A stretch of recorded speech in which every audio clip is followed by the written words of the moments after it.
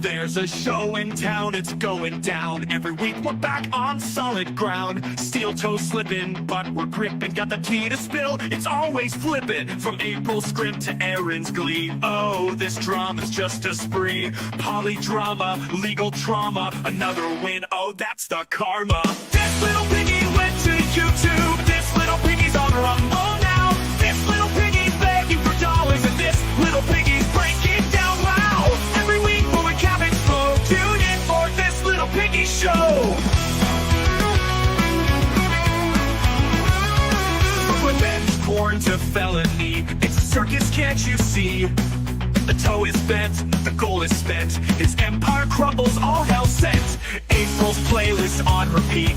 Aaron's lies we can't defeat. The countdown's on, it won't take long to see this piggy squeal his song. This little piggy went to YouTube. This little piggy's on Rumble now. This little piggy's begging for dollars, and this little piggy's breaking down. Wow! Every week we'll recap it slow. Tune in for this little piggy show. Oh, this little piggy ain't missing a thing. Just sit back, laugh, and watch the king. Howdy, welcome to this little piggy. My name's Patrick Melton, and no Karl this week. We get a lot of complaints here at this little piggy about Karl. Every email we get, every complaint we get, every comment, it's like, enough Karl, no Karl, please. Have you killed Karl? Let go of Karl. We got rid of Karl. We told him it's not working. We don't want you. It was his idea to do this show, but we kicked him out of it, and we told him, beat it. We just brought in Moody, who's the other most hated person in the world. Hi, Moody. Hi, there's been a Karl call. We've called Karl. Karl Cull? Yeah, we've called Karl. Have you called Karl to tell him he's been called? Have I called Karl? Have I called Karl to tell him about the calling? Yeah. Who's on Maybe first? we'll bring Karl back next. Maybe we'll try next week with Karl and no Moody. And we've also got Aussie Guy here, aka Dean. Why don't you just change your name to the Australian Dean? Yeah, maybe. Or Dean, the Aussie guy. There's so many Deans on Australia. They're all called Dino. We bring Dean Dino, in. yeah. The energy just, maybe. Yeah. Well, you know, welcome. I'm still reeling from watching a live fight between Patrick and Moody backstage. That's why we're 15 It's minutes unreal. late. It's real. I think Moody and I love each other in an uncomfortable way, or at least I do. And I have to yell at him to get myself to a vulnerable position where I can open up that love and receive it. Yeah, that's the tragedy of Big Sauce and Little Dip. Yeah, we were going to just do two of us today. We're going to call it Big Sauce and Little Dipper. Then we thought people would get too gay with that. And thanks for wearing the NLO hat. You know, finally I get to see. I don't know what you've done to it. I've been wearing it at work. So, yeah, I need to wash it. But, yeah. Jesus Christ. Where do you work? Like crawl spaces? It looks like it's covered in white powder. Where do you work? Nick Ricada's house. Well, you're not far off with crawl spaces, Moody. I am an electrician. So. Oh, right. And by the way, I have slipped a link to Nick Ricada for today's show. Great. And I told him, as soon as Dean's gone, feel free to pop in. No, I want to ask the real questions. You guys are all focused on the sex stuff. I want to ask him about how obsessed Aaron is with this show and how much he talks about all this stuff behind the scenes. You know? Apparently a lot. He said that Aaron's obsessed with me. He's told me that Aaron can't shut the fuck up about me. You know, we were rifling through his emails the other day, and we were laughing. And we were laughing. You're making so much work for his lawyer right now. His investigator. It's a flat rate, Moody. This guy works for. He got $1,000 up front. He'll work forever. Have you ever heard this, Moody? A lawyer that no matter how long a case keeps dragging on, and the other side keeps doing things that need to be investigated, the case gets stretched out. This is what we heard this week. There's a 60-day continuance. Aaron went to court. Not much happened. He got a 60-day continuance because there's some other stuff going on in another case that may impact his case. And he seems to indicate that he's talking about the hacking. Yeah, it's not something you usually see in like criminal defense attorneys. You'd see it in ones that work on contingencies. So if there's like a money payout at the end, they'll work on like a fixed fee, or they'll take ambulance chaser portion type. of it. Yeah, something like that. Have you been injured in an accident? We don't get paid unless you get paid. Right. Which means like we're going to litigate at every possible opportunity, like even if it runs counter to your interests. So it's not always a good deal. Yeah. So I found that interesting. I think that's great that he's got a private investigator and a lawyer that are willing to put in the work that it's going to take to do this. But even how does the same question I was like, Dean, it's like assuming that you and Nick provably hacked into his email, how does that impact a case where he sent a revenge porn photo of another woman? Yeah, it's giving he was speeding too, officer. It's like that doesn't, and it's not even the same crime. So it's not even that. It's like, okay, they broke into your house and stole your grandmother's butter dish. That doesn't have anything to do with you sharing nudes of someone against their will. Like they're two separate cases. Are they hoping they can find evidence that you guys hacked in and sent the fucking picture to Gino? Like that's the only way I can see this. But we've got video of Aaron sending it, so it's kind of right. It's not even the other side. Like the other side isn't Nick and Kayla. The other side is the prosecutor. It's the state. Yeah. The state versus Aaron Imholte. So unless you guys were colluding with the state in order to have the hack, like there's nothing there that can help it. It's a separate crime. There's these lawyers, these YouTube lawyers are very smart.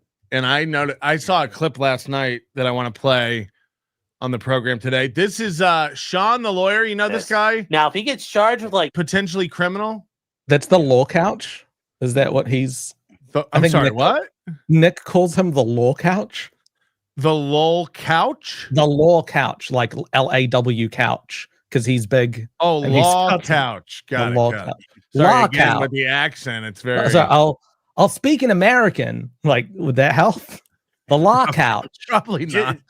Just on Aaron's explanation, real quick. Like, we love how Aaron does these explanations as if we don't know what the situation is. But my favorite thing was him going on and on about how it's all been so professional. Like everyone's been really professional. Like as if he was going to walk in there and the prosecutor's going to go, "Hey, dick face, we're going to put you in jail, bitch." You know, that's what I said. He's like, I can't, and he keeps saying there's no animosity on his side. It's like, it's such a weird thing to do. It'd be like a murderer. It'd be like the guy that Gabby Petito's boyfriend being like, "I don't have any ill will towards her family." It's like, well, you killed her. Like, why would you have ill will? Because he's like, he literally is like, he shared nudes of Kayla without her permission, and he's like, "Look, I'm not mad at Kayla for turning me in." It's like, what? Yeah. This is Sean from Potentially Criminal, one of the greatest legal minds of our time. I hope this works. And I couldn't believe my ears when I heard this. This is how all these guys operate. I made fun of this. The guy in Japan, what's his name? The last one, the legal mindset. You know, he's another one of these guys. But listen to this. This is unreal. What they're all still operating under believing. This is nuts. Computer fraud and unauthorized use of a computer, and then as Patrick Melton has said, Nick has shared, naked pictures of Aaron. And then, I'm sure Aaron has not authorized those guys to share those. So that's a revenge porn, disseminating private sexual material. And then as Patrick Melton has said, he's seen naked pictures of April. I'm sure April is not cool with Patrick Melton seeing her naked. Nobody asked. They're growing up on the wall. There's probably like 2 counts of, felony level revenge porn himself. The first clue is, as Patrick Melton has said. Exactly. As someone that's had Patrick Melton go on a rant about him and lie the whole way through it, like I know how much Patrick. 2 minutes after it, I'll go, no one has hacked their computer. Like, no one has seen nudes. There's no zip file. None of this exists. I'll say it 2 minutes after I lay out the bait, and they'll clip the bait every lawyer on the YouTube is running around saying this now, like, wow, here's 2 more counts of felony revenge porn. And listen to how smug he is here. He's like, wow, Nick really fucked himself here. Nick throws a reverso card down on himself. Brilliant move. Brilliant move. I wonder. Let me see here. So all of them only care about what's been, like, they literally think zip file, nudes, like they believe everything coming out of my mouth. Like, it could be serious. If Nick did start to look at an attorney-client privilege, I think that's one of the few things that can get someone disbarred. But then to blow it out beyond that to talking about zip files and you talking about, if someone's watching your show and doesn't know that you're fucking with Aaron every time that you just add more things to his supposed investigator to investigate, like, what is media literacy anymore? On Hughes' show, Patrick said he's got videos of Aaron jerking off. Don't you start to see that this is ridiculous at that point? Patrick did a show where he was crying and talking about deleting things from Dropbox. I don't know. And to this day they I mean, I actually think, hold on, let me put this back on, because I think he goes on and even references that. Hold on, give it a second. His brain doesn't appear to work anymore. Yeah, I don't think so. And Sad Clown says, are they going to take his computers away? You really don't need to. I mean, because all the stuff in Google is on Google. And despite what some of the, I remember Melton saying, like, or it wasn't Melton, it was one of the people he was talking to, said, like, oh, just one click, you can get rid of it. It's not on your thing. It's in Google's internal servers. We know! We know! You fucking idiot! Hey, we know! That's the joke! How come when I deleted on Dropbox here, it's still showing up in my deleted items on Dropbox.com? We know! That's the bit, you fucking idiot! How dumb would you be to go destroying evidence of a federal crime? You fat, hair-dyed nothing. Well, I don't know. Believe he doesn't dye his hair. I refuse to believe he doesn't dye this. No, who the fuck is this gray bearded cunt? Shouldn't he be in a Grateful Dead cover band? Some people do drop their phones in a lake while holidaying in their home while under investigation for a felony. Some people did happen to Aaron. Right. So literally everything Aaron accuses people of, he's done. He destroyed his phone because he thought that would have evidence on it of him sending the nude of Kayla. And he thought it wouldn't be traceable. He really did that. He dropped his phone in the toilet and had to get a new phone. It was in the lake, but yes. In the lake? Yeah. I was watching Pretty Antisocial this week, and they found something which I'd never noticed before. But when the thing happened with Gino, Aaron would scroll a lot. So he was supposedly going through his signal. Then you saw him change positions on the phone, and then he pushed both like the power and volume button at the same time. Like a screenshot. Screenshot click, and then he tells Gino to check his phone. So I mean, he doesn't know how to save something from a conversation to his photos and then send that. He's screenshotting it full screened. Well, I get that. Sometimes you save a photo, it'll have the EXIF data of the original date, and it'll throw it like way back in your photos timeline. You want it to be a recent. I get it. Sometimes you want that nude of Kayla to be first and foremost in your photo reel. You constantly screenshot it so it's fresh up in the top. Sure, but Aaron's got photos. Click. He's got photos of like his kids and all sorts of things on his Google account supposedly. Wouldn't that be like uploaded from his phone because it's being saved to his photos? Wouldn't he have that on his Google account that's been synced? Wouldn't he have had to delete that at some point? I guess. Yeah.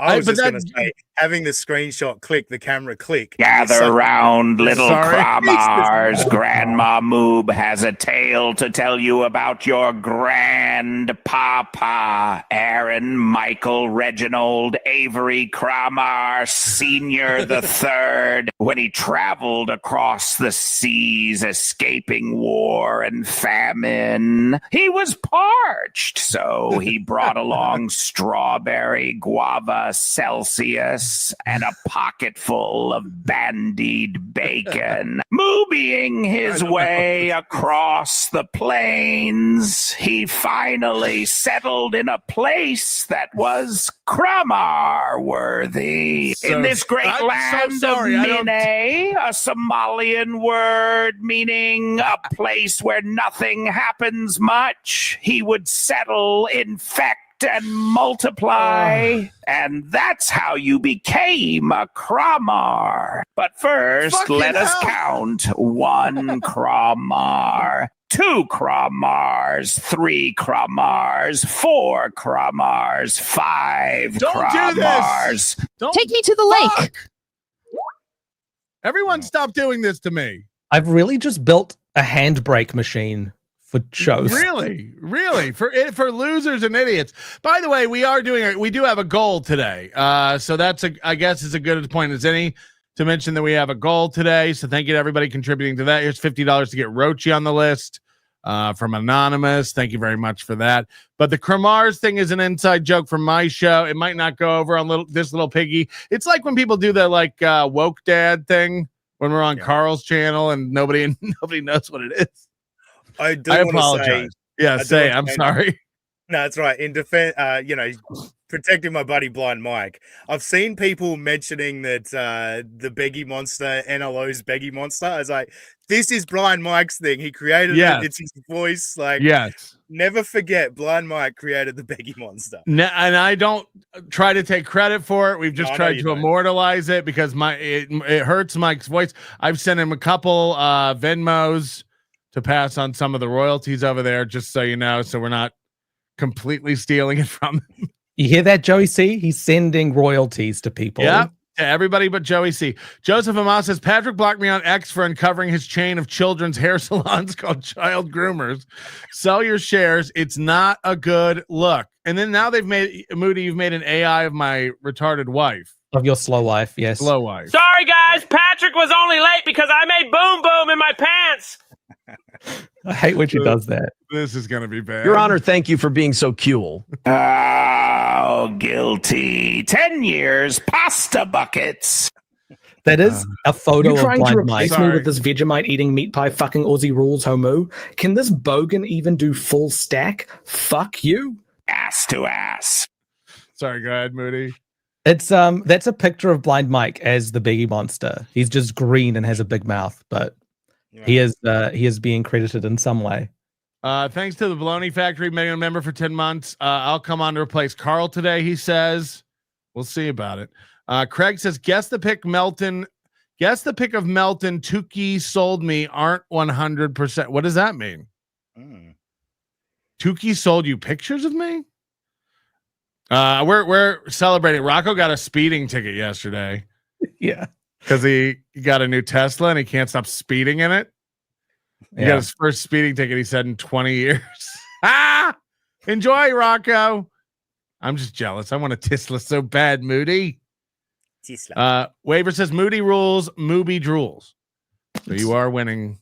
Yeah, I'm winning that competition. Thank you. Some people over. I saw old forever mommy kissing Baldo claws underneath the steel toe sign last night. What a laugh it would have been if biological mommy and Balin had only seen old forever mommy kissing Baldo claws last night. I found money in my pee. I don't like this slow life stuff. We haven't done a show in 2 weeks, and in that time, Aaron's had time to respond to you and I, Aussie Guy, on Hughesy's show. Correct. And he's not a fan of you. Not at all. Yeah. Aaron actually went on a little rant about how pathetic you are. I have a feeling that you're one of these like nice guys. And I'm wondering that you still think Aaron's. I'm worried you still think Aaron's a human who can be talked to and reasoned with like a normal person. No, not that far. I still think there's a slight chance I could convince him to like grow some balls and have a real conversation. But no, Do you you're think right. this will ever happen? Do you think, Moody, do you think Aaron will ever sit down for a one-on-one with me? No. He's much more interested in self-preservation to the point of denying reality that's in front of him to protect his own ego. So the only way you can get him to admit that he's done something bad is if he perceives that someone else who he doesn't like has done something worse, and then he can compare himself to them. Otherwise, you're never going to get him to admit to doing anything. Or when he's through it, right? He'll mention like if you watch Aaron's show every day, he tells you it's a great show. Yesterday's show was a great show. Tonight we got a great show. Tomorrow's show is going to be even probably impossibly great. But weeks and months down the road, he'll freely and openly admit, look, we have bad shows sometimes, but it's like point to a show and say that was a bad show. I don't think he'd be able to do it. Because what distinguishes a good show from a bad show? He said that it's not tied to the goal at all. Like the goal is not correlated at all to like how good a show is. But every time he's missing a goal, he goes back to that excuse. Well, I guess we didn't do a good show. I thought we did a good enough show to get the donations. So what is it? He said that about the hot tub stream. He said that was a bad idea, full stop. But he's never pointed to a single show and said that was a bad show. He said, I apologize for all the shows from November to like May or something like that. Like he apologized 6 for months of shows. Yeah. So I think it 100% is related to the goal. He would never say, well, sometimes he says, I think we did a great show, but apparently we didn't because we didn't hit the goal. But for him to remember a good show, he'll be remembering someone give him $100 at the Death Knock or whatever. Like he doesn't know what has been a good show. He doesn't know what his show is anymore. Mm-hmm. I just worry that there's people out there like you, Dean, who I think he's a human being that can be reasoned with. You know, Granny got in touch with him this week as well. Like, hey man, you should probably stop saying Patrick wants to fuck your kids. You know that's not true. And he was like, yeah, right, dude. Like he doesn't. And then he just goes on his show and makes fun of the people who message him. And this happened with you. You messaged him before our appearance on Husey. And how did that go? Yeah, look, I messaged him after the Husey thing as well. And I knew how it would go. Don't get me wrong. I knew what was going to happen with it. Your bit. Exactly. But my only thing is I'm a fair person, you know, and that's why I asked Patrick the questions I asked. It's like, let's be fair. Let's look at it from the other side. Like I'm a fan of Patrick, but we can look at it from the other side. I mean, there's 100% I've got my head on one side of it. So like it's completely fair to like ask me questions that will make me look at this in a more objective manner. 100%. And I wouldn't even argue that I need that bumping over to the center every once in a while. Of course, like I'm deep in like how fucked up Aaron is. So I am looking for that. So if someone comes along like you, who's more centrist and looking at it more in a more objective way, I don't even have a problem with that. I just think over time you'll move to where I am. Like he's not a normal human being that you can talk to. He's not redeemable. Like it is honestly just a thing of, hey, could we get together again and maybe I can get a few more questions in and he can blow up again and we can get some more fucking clickbait. Like that's really all I think about it, to be honest with you. Well, let's see what he thinks about this. Is him talking about you and how pathetic you are, even mentioning that he should participate in our conversation with Husey. Finish the Wall says, I hate Aussie Guy. You want to hear something? This is fun.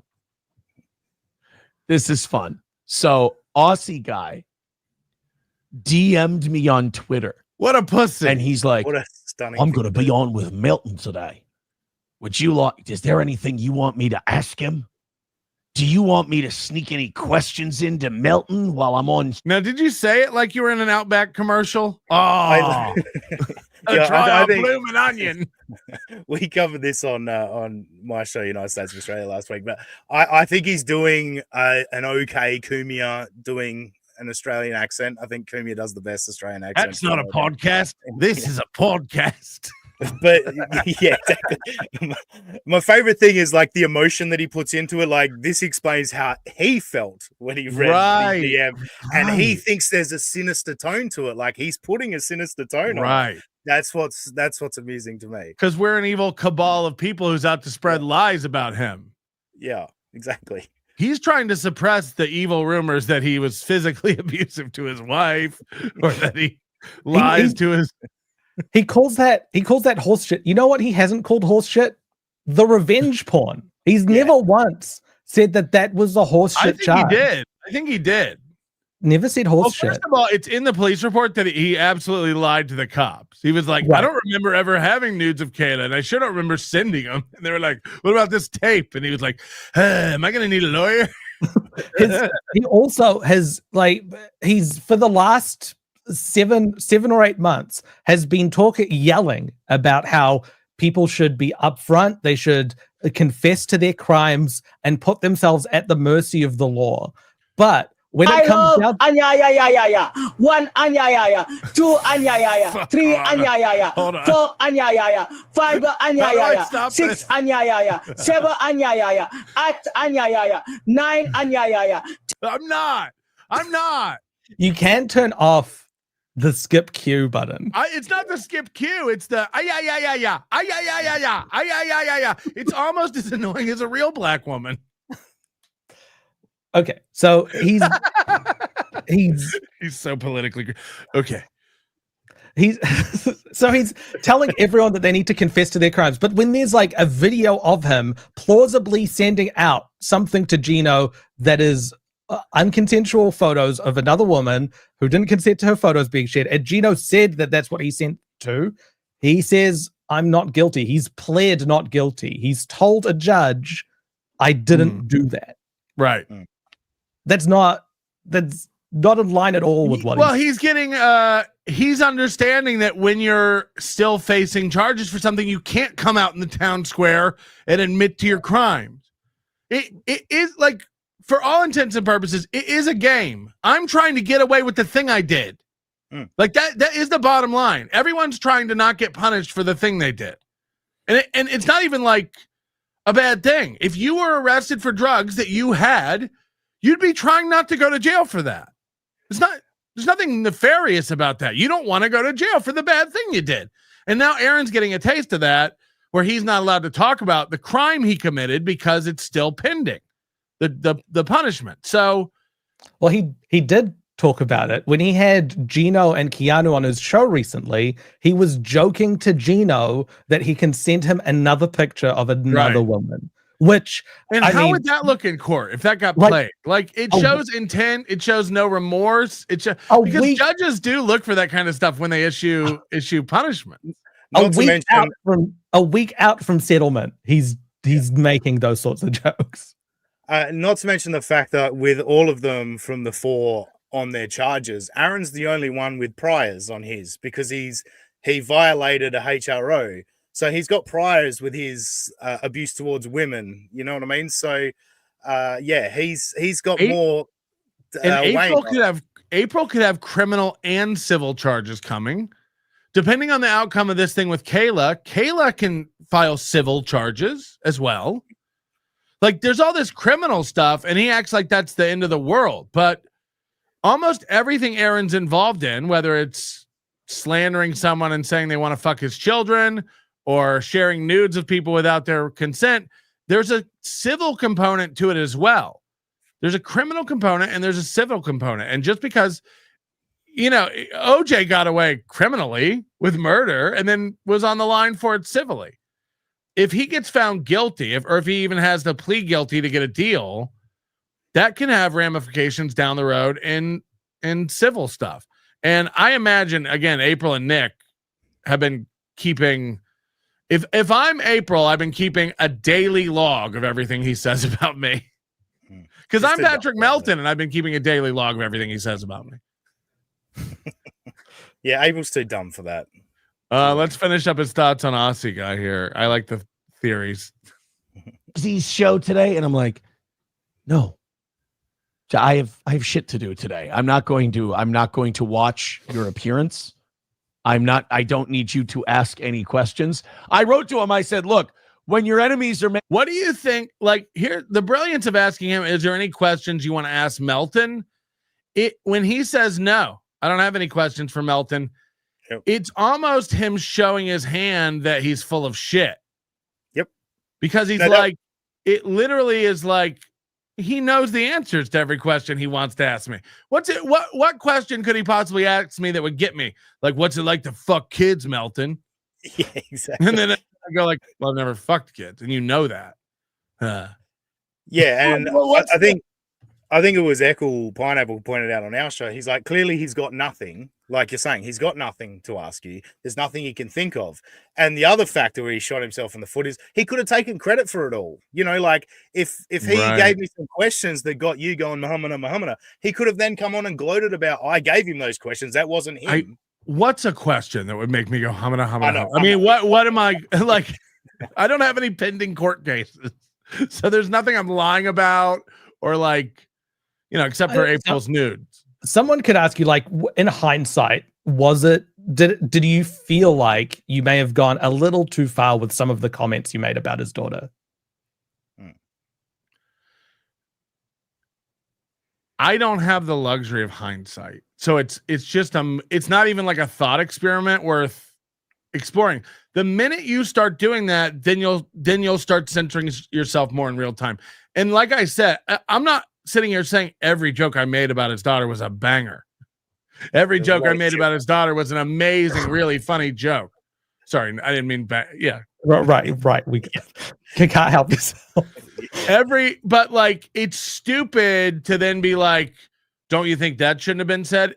No, I talk for 4 hours and I throw things out. And a lot of the stuff I say probably should be run through another filter, but it is sort of impossible to do when you talk this much. Sure. And again, I don't, there's no part of me or my heart that is interested in fucking like that's, it's so absurd. Like even joking about it, like I don't even like, I'm not even like actually thinking about it. What's disturbing to me is these people who keep bringing it up are like, they're like thinking about it. It's like, for some reason, when Aaron talks about me making the jokes, it makes me squirm. There's something even like grosser to that level of it. I don't even know. I feel like people with a brain know a throwaway comment and a throwaway joke on a talk program. And Aaron keeps going like he can't help himself. He constantly brings it up. It's like one of us brings it up every day. And it ain't me. Like that's a fact. I don't think you haven't really done much after receiving. I don't bring it up unless he brings it up. He brings it up every day. He brings up kid fucking every day. Yeah. Not only that, but sorry, go for it, Dean. No, I agree with you. You shouldn't second guess or whatever. I'm sure there's some things that if someone played it back to you and you heard it, you go, "Fuck, that wasn't funny at all," and you know, blah blah blah. But you shouldn't. You shouldn't take shit back. But the thing I look at is Aaron's supposed to be the edgy radio guy. I know it's his kids and all that, but shouldn't he be like staunchly defending your right to do it? Well, he does it when it's him. When it's him, just as recently as the Aaron's kids.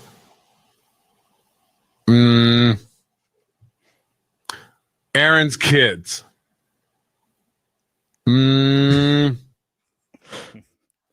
Aaron's kids.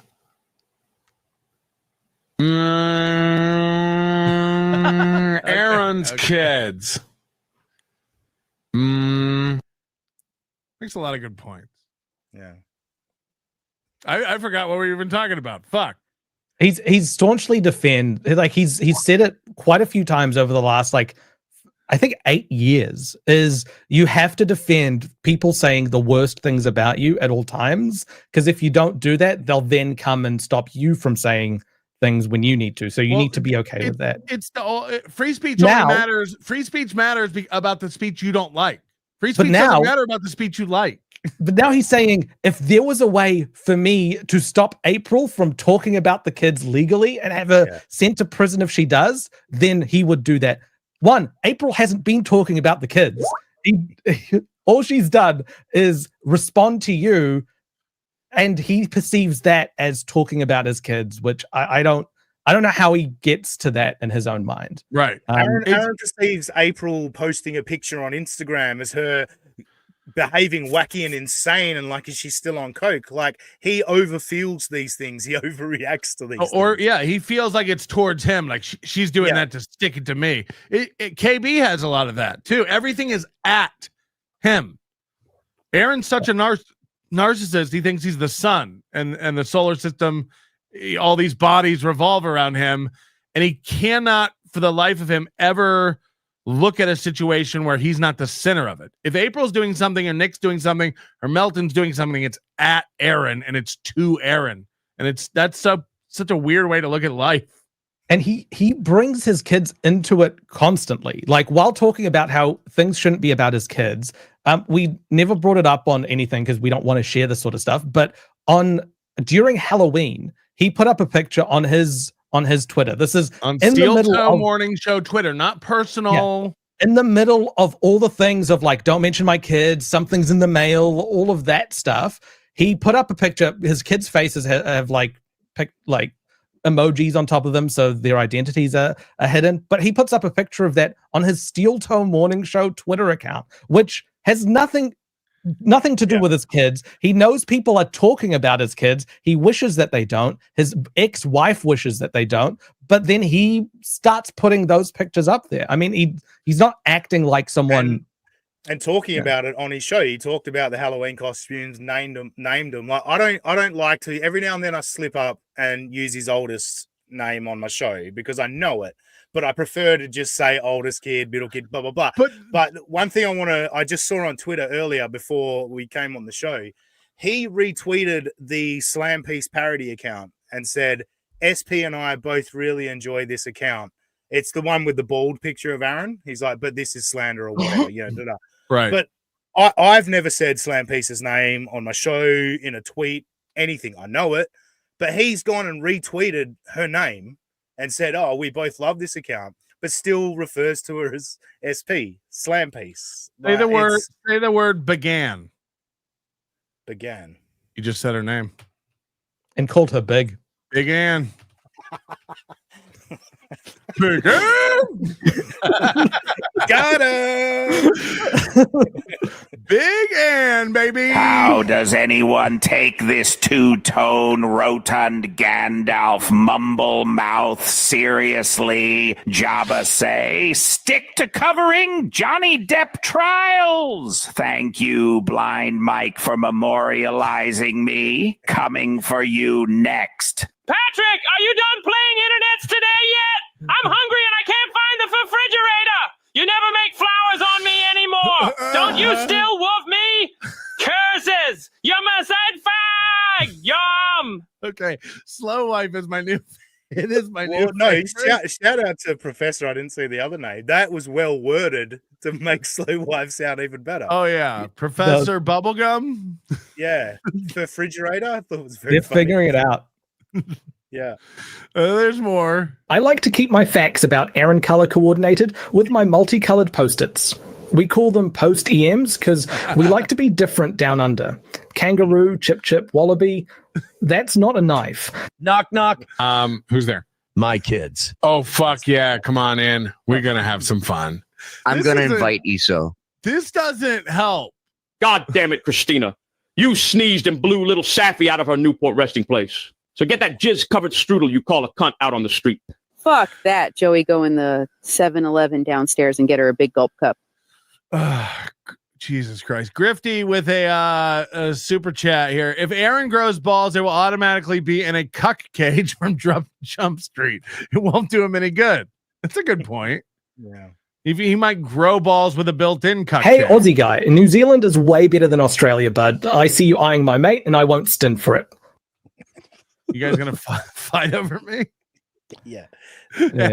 After the pre-show, Moody's like, you can have him. Look, He's better at rugby. I'll give him that. There's an Antipodian alliance right now, and we won't let you break us apart. I appreciate it. I got no more fridge magnets to put in the microwave. Come on. Oh, hey, Slow Wife.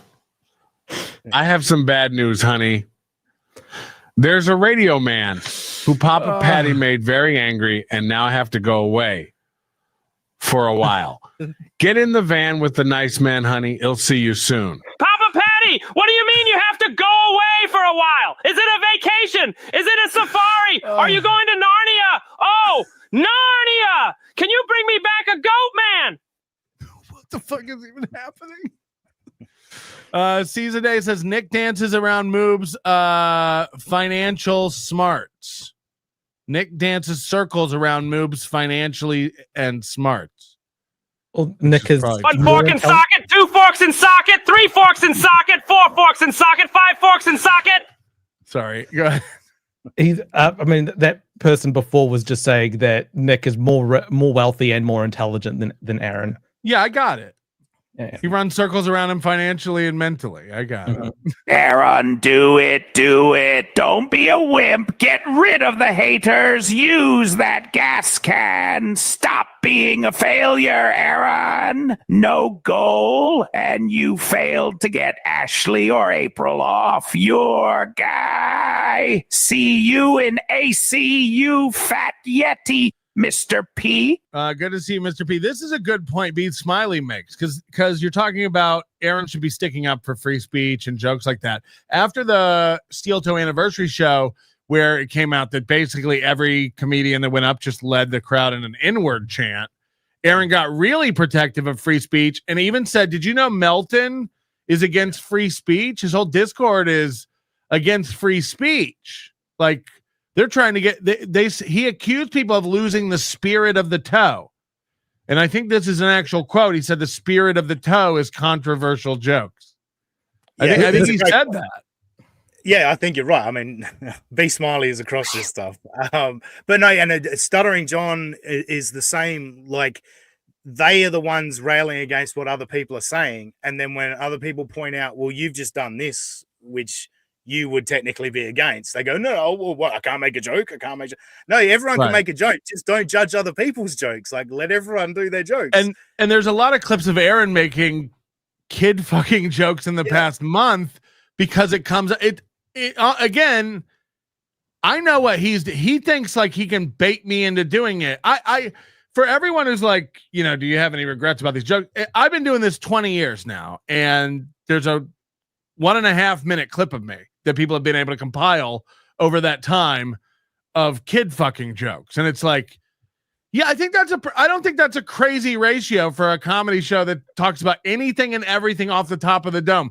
You've managed to cobble together a couple minutes of, and by the way, half of them are out of context. That one, we're talking about how he used his kids to try to make Ricada feel like shit.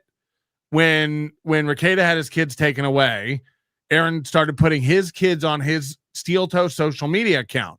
And when I was scrolling through to go like, look, there's no ever mention of his kids anywhere in history on this social media account until he tries to taunt Ricada. But they cut a little thing of that of me scrolling through going, look, no kids. Where's the kids? Where's the kids? And they're like, he's so sick. He just scrolls through social media looking for kids. That's not where you find pictures of kids. And if you go back like 10 or 15 years ago, I mean, back then there was, I don't know if you guys remember Pedo Bear.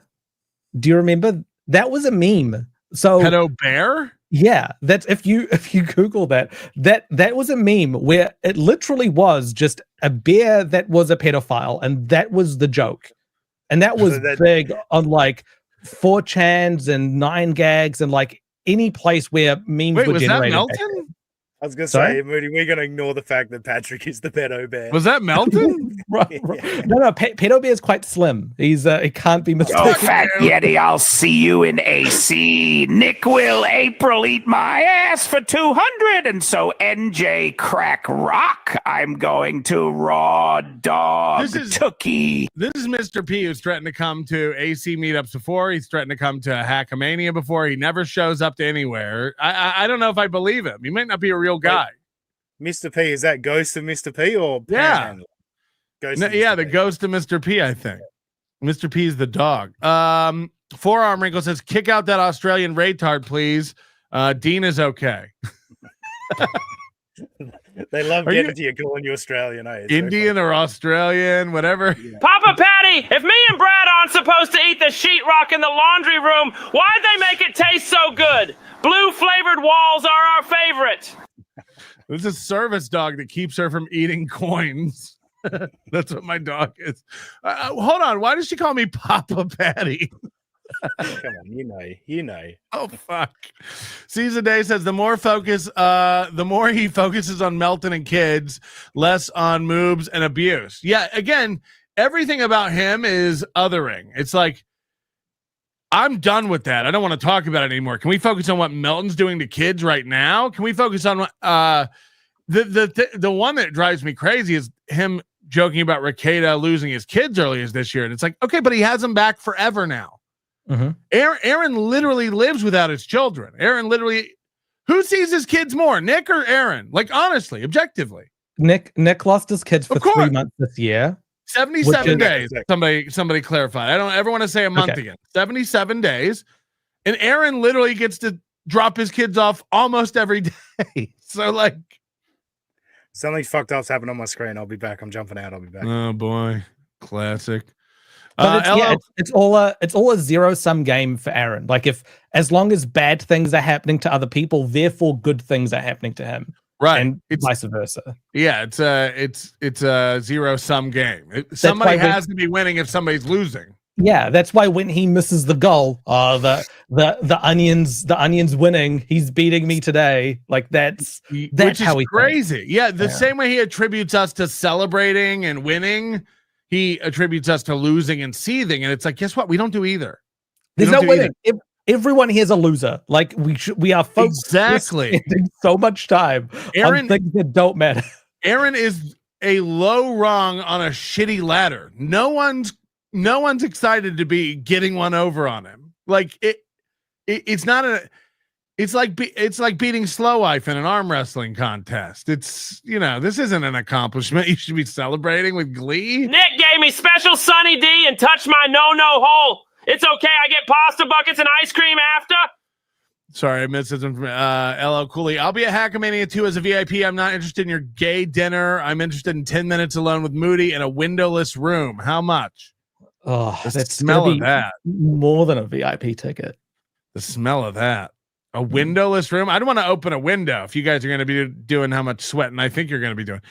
Seize the day. Internet is waiting for the Rekieta redemption arc. I've sent the link to Rekieta. We'll see if he takes the bait today. Finally, Kayla Rackett's here. Just wanted to tell everybody, Moody has a small peen. It's true. I'm still going to fuck that Porcuponics girl. Jesus Christ. Grifty says, I'm tarded. Where do I go for AI chats? It's supertip. .gg/NLO. The link's in the description. The QR code's on your screen. We're trying to hit that goal today. I think we might do it. It's not a real show. I think we might do it. What do we want? American accent Moody. When do we want it? Nowdy. I don't even know. I don't even know what nowdy means. Nowdy? Johnny Mars, member for 18 months. Aussie has always been cordial with Moody. The Moobster automatically believes everyone's out to get him. His paranoia is on full display. Yeah, what do you think about when he co-ops fans?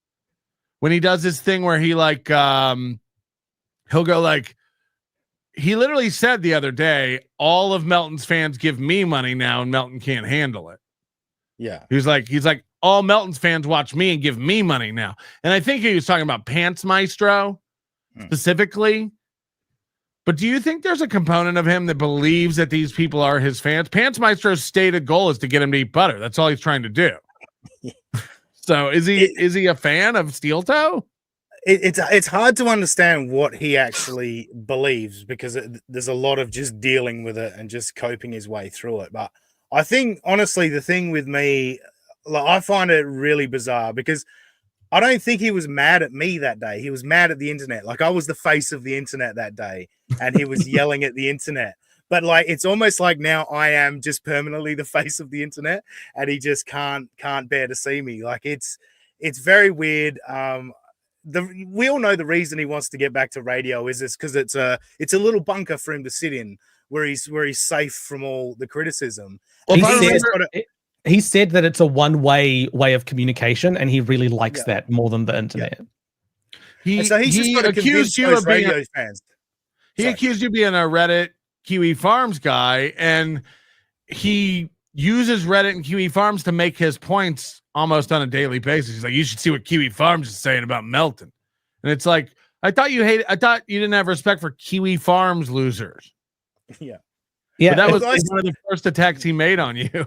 If you go a few years ago, he was talking about how Kiwi Farms is stupid and no one should. If you find yourself going on there, you need to reassess your life. And now he's like, every day when I wake up, the first thing I do is check Kiwi Farms. Before he jerks off, he goes and checks Kiwi Farms. Like, he is on that website. On my show a couple of months ago, because he talks about Reddit and Discord as being just these toxic places with a bunch of losers and all that. I went to the Wikipedia of Reddit, Discord, and Kiwi Farms. On Reddit and Discord, it just says this is a social media platform where people share their thoughts. Kiwi Farms, the opening sentence is, this is a message board known for doxing and pushing people to suicide. That's on the Wikipedia description of Kiwi Farms. Like, Reddit, but anybody can write anything on Wikipedia. Yeah, exactly. Reddit and Discord have lots of different communities, and people can have different cultures on that same website, whereas Kiwi Farms is sort of one culture across the whole thing. So. Autistic A-log spreading rumors. I like it. I'm glad you brought up radio. Radio has been a big theme in the past 2 weeks, and we didn't do a show last week, and there were some pretty big events that happened when it comes to Aaron getting back to radio. Now, again, I've seen the document. Let's not get into how again. Hacking. Well, can I just say on that, at the end of that clip you played earlier, he said about me, there's nothing sadder than somebody who really wants it and can't get it. So let's talk about radio. Yeah. So Aaron tried to go back to, he's been trying to go back to radio. He's been pitching this for years to KNSI. I've seen the sad documents. I've seen the sad plan to return to radio. $3,000 a month, $36,000 a year. And he wants to sell advertisers and go back. And then that actually collapsed last week. He's rescinded that. What's crazy is in a matter of weeks, he went from I'm still their guy, suck it haters, it's gonna happen. I've talked to them about how we can make the money work. You'll see. I'm gonna be number one again. A couple weeks later, he put this out to an open call to every radio station in Minneapolis. I'll come do a show there for free. He dropped the $36,000 clause. He'll do it for $0. He will return to radio. He wants to come pretend to work at your office.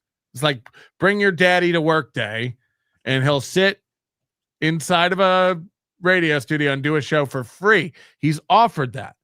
But before I play that, there's another video that is a hate clipper on Steel Toe Boring Show Reddit. Found this.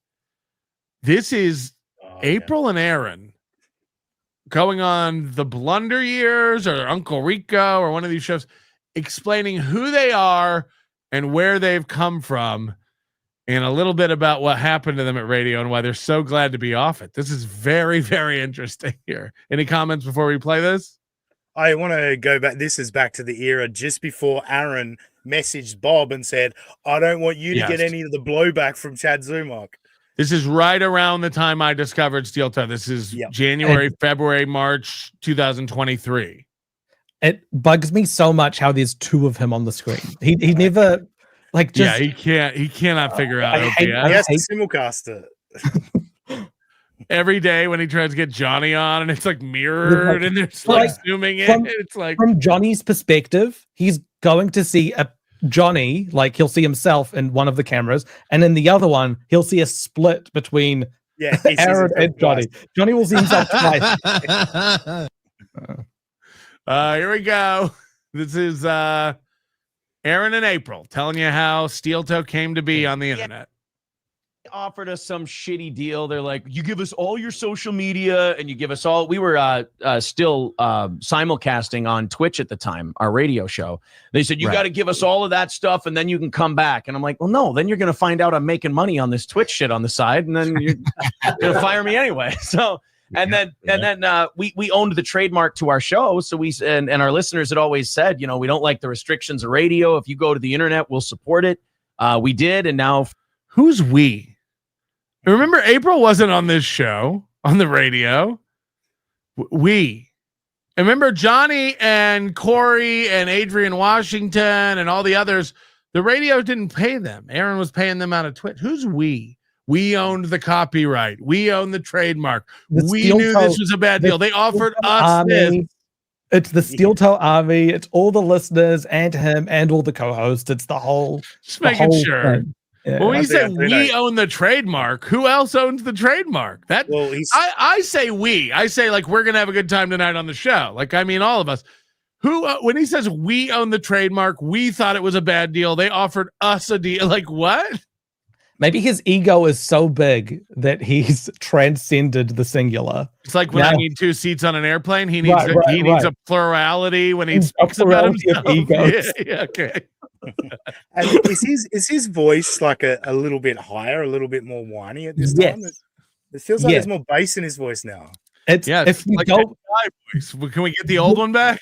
Yeah. The more years you go back, the higher pitched his voice is, and the more of a Minnesota accent there is to it. He has absolutely changed his voice, and every time he talks about people putting on a radio voice, it's just projection. I think they actually call it chode switching. Sorry. 2 years this past Sunday, I think. We've been doing it for the last 6 months on YouTube and before that on Twitch, which is a mistake, but big mistake, but we made it. It's been humbling. Now, was Twitch a big mistake or was that when they were making the most of their money? He was making over $20,000 a month on Twitch. But he wants you to think Twitch was a big mistake, right? A huge mistake. It's the best thing that happened to him, and he should have stayed on there. The reason he didn't is because the spirit of Steel Toe. So you were talking about how the spirit of Steel Toe is uncensored discussion. I think the spirit of Steel Toe is abusing and harassing women, because that is what has led to his downfall every single time.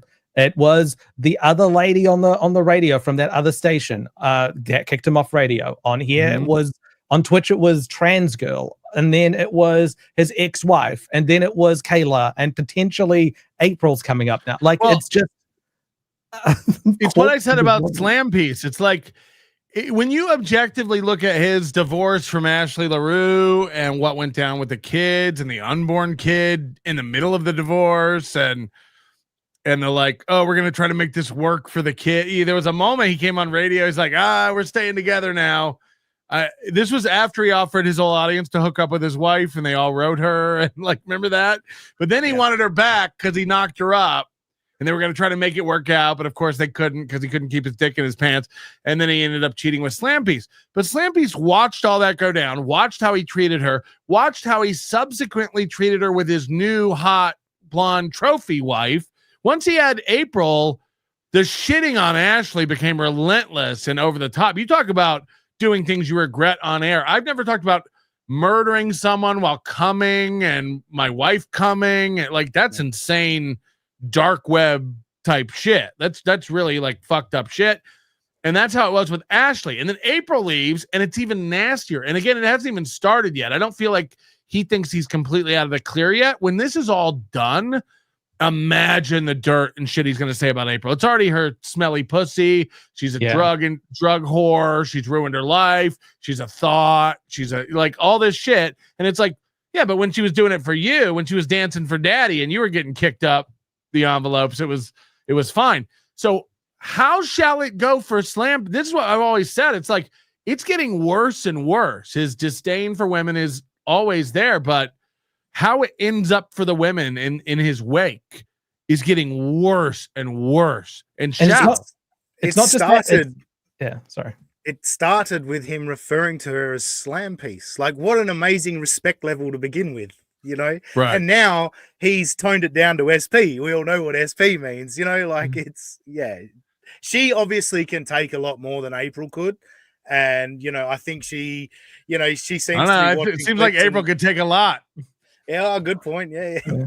He's also said that he can't wait till his kids turn 18 because the amount of stories he's got about Ashley that he wants to talk about are immense. Like only an idiot and a bad dad thinks that helps him out with his kids talking shit about the other parent. It's like, first of all, those kids live with that parent most of the time and have an example of another dad. Now, I don't know anything about Balin LaRue, but again, if I'm Moody, I got to know that your kids are subconsciously even comparing you to. They are. You're a daddy and he's a daddy. So like, I can say from personal experience, I'm still together with my wife. We got 2 kids. If my wife and I have a disagreement, even if I'm in the right, my kids will go, Dad, stop being mean to mum. Like that's how they see it. Mum is more important to them than dad. So if you're being mean to their mother, they're going to turn on you. It's simple as that. People think kids are like not perceptive and don't have the, you know, capability and bandwidth to like process these things and understand what's going on. Divorce, breakups, legal trouble, drugs. Like kids aren't fucking dumb. Like they know what's going on. They're tuned to it. And again, now with the internet, I can't even imagine the information. And again, if Aaron's kids might be wholesome as fuck, but there's going to be kids in that school who are going to get a hold of all this information. If my kids went to school with Aaron's kids, we'd all be laughing in the house. They both Aaron and also Nick, both of them have like last names that are quite unique. If you Google search just those last names, they come up like they've ruined those last names for both sides. So it's like, yeah, it's gonna be the other thing. I'm lucky there's a more famous Patrick Melton and there's a more famous Patrick Melton child molester. It's like there's not even like I'm so good. I'm golden Gucci. Don't worry about me. Like if you're gonna do this sort of stuff, make sure your last name is Brown or Smith.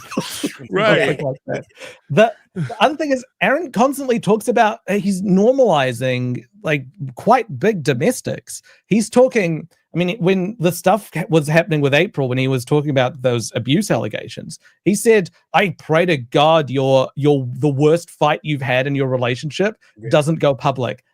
I wouldn't mind. I mean, it'd be embarrassing. Sure, but like, there's arguments and things. I didn't commit a crime. No, I didn't choke anyone out physically. Right. Yeah. It's a discussion. Maybe it gets heated, but if there's kids around and he's talking about how normal that is, they would have definitely heard things through the walls. Way worse. Like downstairs. We saw how he treated her on the air. I mean, there had to be some really contentious stuff. I mean, yeah, I'm the same way. And again, I'd actually look good because Slow Wife has retard strength and she beats me up all the time.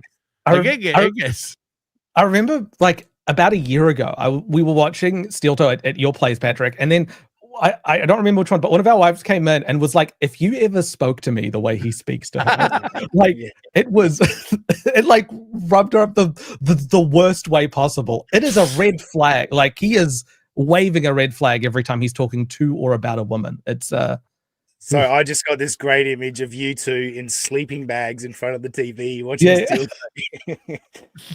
If you open up the bottom if you open up the bottom of the sleeping bag, you can like both tuck in from both sides, and it's really we scissor. We sleep ass to ass, donking in a sleeping bag. All right, listen to this because this second half is the best part here about radio. Great experience so far.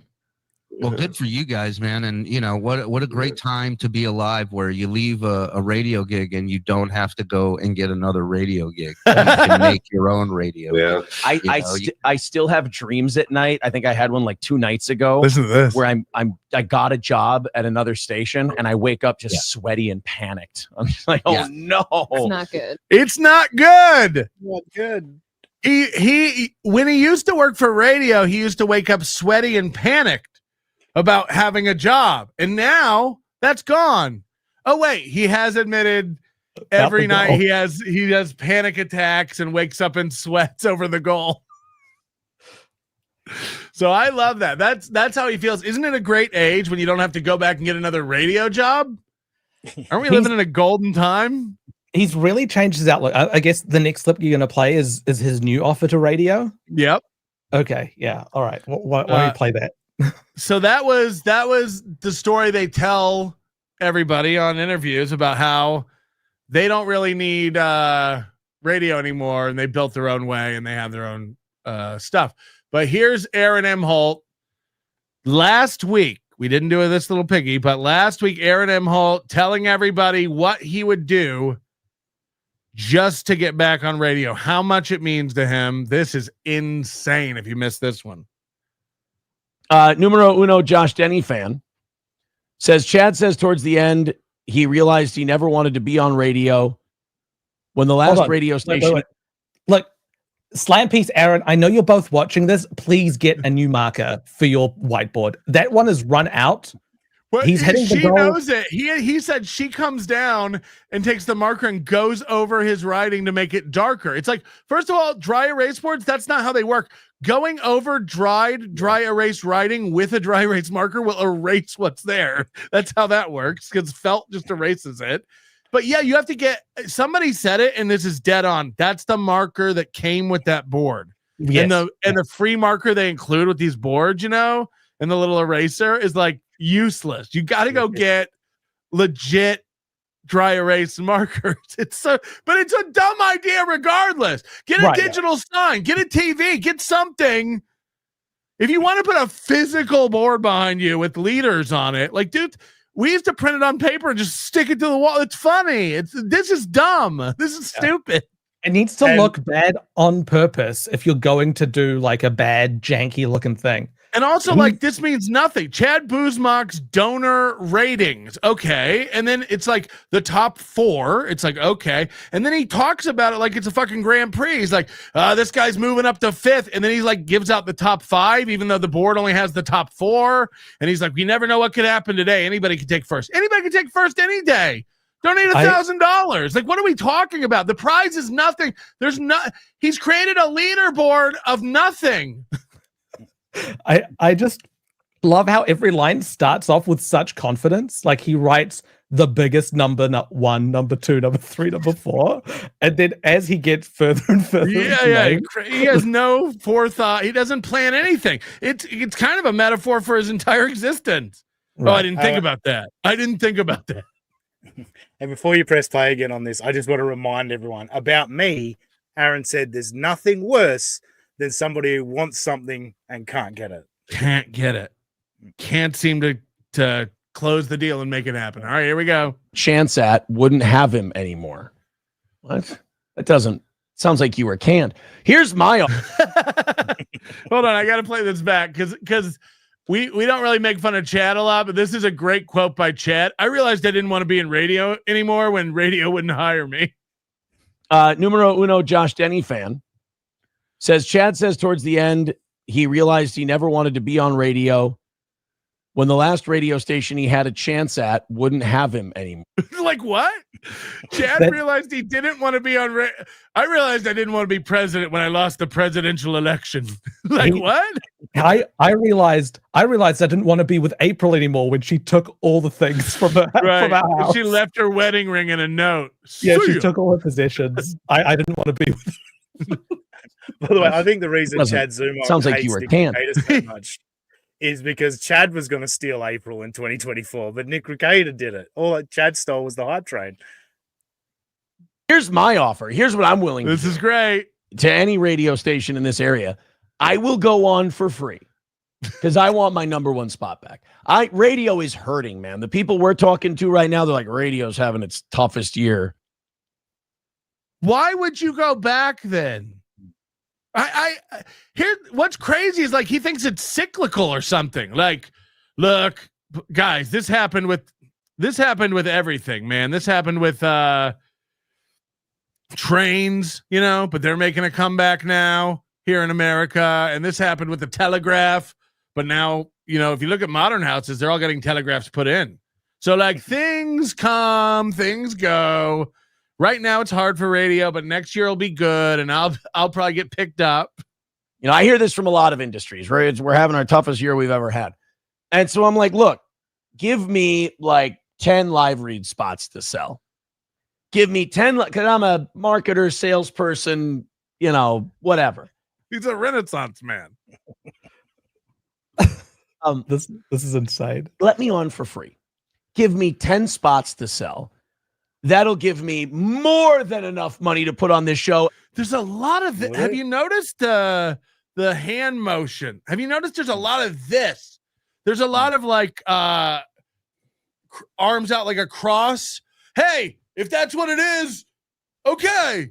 Like there's a lot of this like, and there's a lot more of this now. All right. Yeah, like you give the money. Thank you. We love you. There's a lot of like, I don't know if he went like, to some. You do that to scare off a bear. You make yourself bigger. Make yourself look bigger. Yeah. Yeah, like the goal bear is coming. Make the goal look smaller.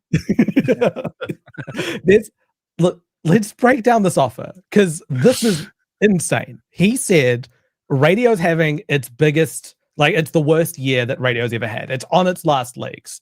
But from his perspective, he's like, if radio can continue to survive, I'm not going to cost them anything if they just host me. Well, yeah, look, what like a radio station's going to hear is, hey, I will come on for free.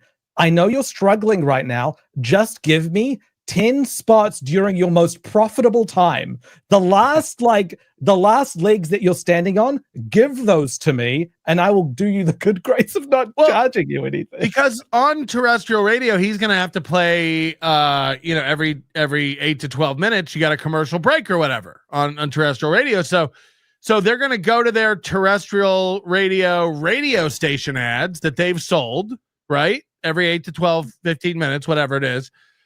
And then when it comes back to the show, Aaron's going to do his ads that he's driven around town and sold to pool halls and tow truckers and shit like that. So the show will be essentially what it is now, but instead of begging, it'll be ad. Imagine 10 ads a day during the show and then ads that the station plays in between his live read ads. Because the station's, like you said, the station's not going to do it for free. They're not going to give up their ad slots. Well, let's not act like them to. But let's not act like during those ad spots while he's simulcasting to YouTube, he's not going to beg then. Please, while the station's at break, right, he's going to be begging to YouTube. Let's not act like he's not going to do that. So before he wanted $36,000 a year and to do 4 ad spots, now he wants 10 ad spots. So he essentially wants to, like Moody said, take away ad slots from them. So it's like, yeah, he's going to siphon off profitability from their most successful day part. The most successful day part of any radio audience is morning drive. The second biggest is afternoon drive. The third biggest is probably during the day for people who put it on at work, at their desk, or in the shop or whatever. And then you got nighttime. So it's like, why would they give that up? Well, and again, he's so gracious here. If you listen to the way he phrases, it's like, I'll tell you what I'll do, stations. Yeah. You having a hard time? I'll come back and save you. You need your boy? You need your boy, don't you? I'm gonna have to dip out in a minute, but I'll close on a quick do your plugs. Yeah, so tomorrow, speaking of all this radio stuff, tomorrow we're doing an unusual time. We're doing 12 p.m. Eastern on Saturday because we have a guest. It's former Fox Sports Radio update anchor Eddie Garcia, who was on a syndicated Fox Sports Radio for 20 plus years since Fox Sports Radio existed. He's been an update anchor. He recently was a part of the layoffs of iHeartMedia. So just another sign, a guy 20 plus years in the business working for the same company. That's iHeartRadio, dude. Leighton is like a small, lean broadcasting juggernaut. You don't understand. Yeah. Economies of scale. So check out United States of Australia, 12 p.m. Eastern tomorrow. And also with Eckle Pineapple, I do a show called What's Your Handle? It's a look back on the Ricky Gervais show with Carl Pilkington. That's on Eccle's YouTube channel. So that's Eckle Pineapple. Eckle is Luke backwards, and Pineapple put a 3 where the last E should be. Thanks for having me, fellas. Well, Jesus, pick a harder name to dude. Yeah, that's Luke backwards, and the E's are 3s. And yeah, no, talk to fucking. It's more complicated than Aaron Imholte's password when we hacked him. I agree. That's Eccle's problem, not mine. But thanks for having me, fellas. I've had a great time. Thank you, Aussie Guy. there's what is the show now is my question. So it was a morning show. When I think of morning show, I think of like zany pranks that like prank phone calls, sound effects, like those sorts of things. Like it's a cowhead. Yeah, it's a personality. Like we're playing games. What'd you do last night? Oh, that's crazy. I got drunk. Oh, the game. Local sports, local weather, traffic. Oh, the 44 is still closed. Variety. It's a variety show based around personalities that present themselves. Sure. If you ask me what the Steel Toe Morning Show is now, I don't think that you can categorize it in the same way. Mostly it's about the haters and Nick Recator and you and all of that stuff. But let's put that aside. Let's assume he goes back on the radio and doesn't do any of that. What's left is what he did when he went onto Compound, when he did the little example shows on there. Gay bashing, black bashing, trans bashing, Jew bashing. Whatever. Like, take whatever stance you want. What he's doing is he's taking news articles and then reacting to them. Sure. Right? That is being solved by AI. That's you can now take a news article, put it into an AI, like a Google LLM. Yeah, and it will spit out a podcast of two people discussing it. So as far as like what sort of show is it now, it is the most replaceable type of content because it is just commenting on news articles. You can give the hosts slight personalities. And I'm not going to sit here and pretend that that's not what my show is, that too. Commenting on other shows, commenting on news, commenting on it is all that too. But so like I don't really have an answer. Like I don't really have a comeback for that. Like isn't that what? No, that's what a show is. No, because people aren't going to be zooming in the same way that you do.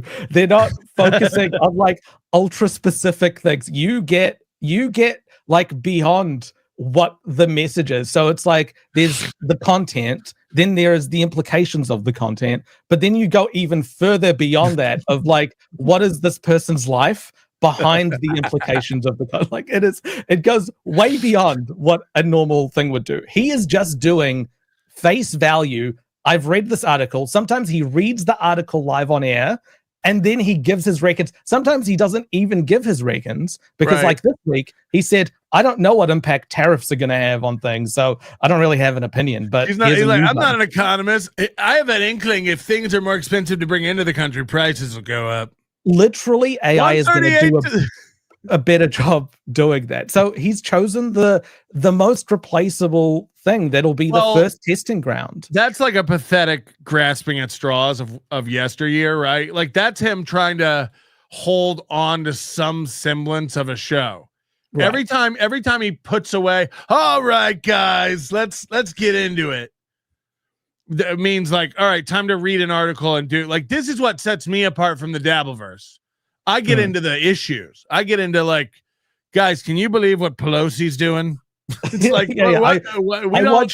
he watches The View. He goes on Not the Bee and TMZ. That's what he does. He is and he's in a very right-wing pocket. Yeah, he's in a very like niche right-wing pocket. Every day there's a trans person he has to make fun of, and then people have even said like, dude, enough trans stuff. And he's like, dude, it's the news. That's in the news. It's like my Google News app and my news sites rarely have anything trans on them. You've backed yourself into this algorithm that sucks.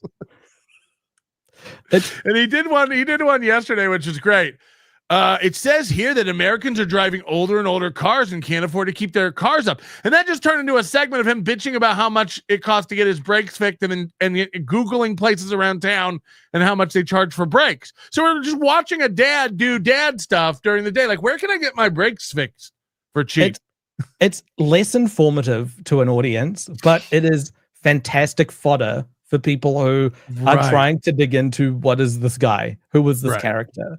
And you, people might have missed it, but you tested last week our AI Aaron host. Now, what this is, it's different than the AI voice chats and stuff like this.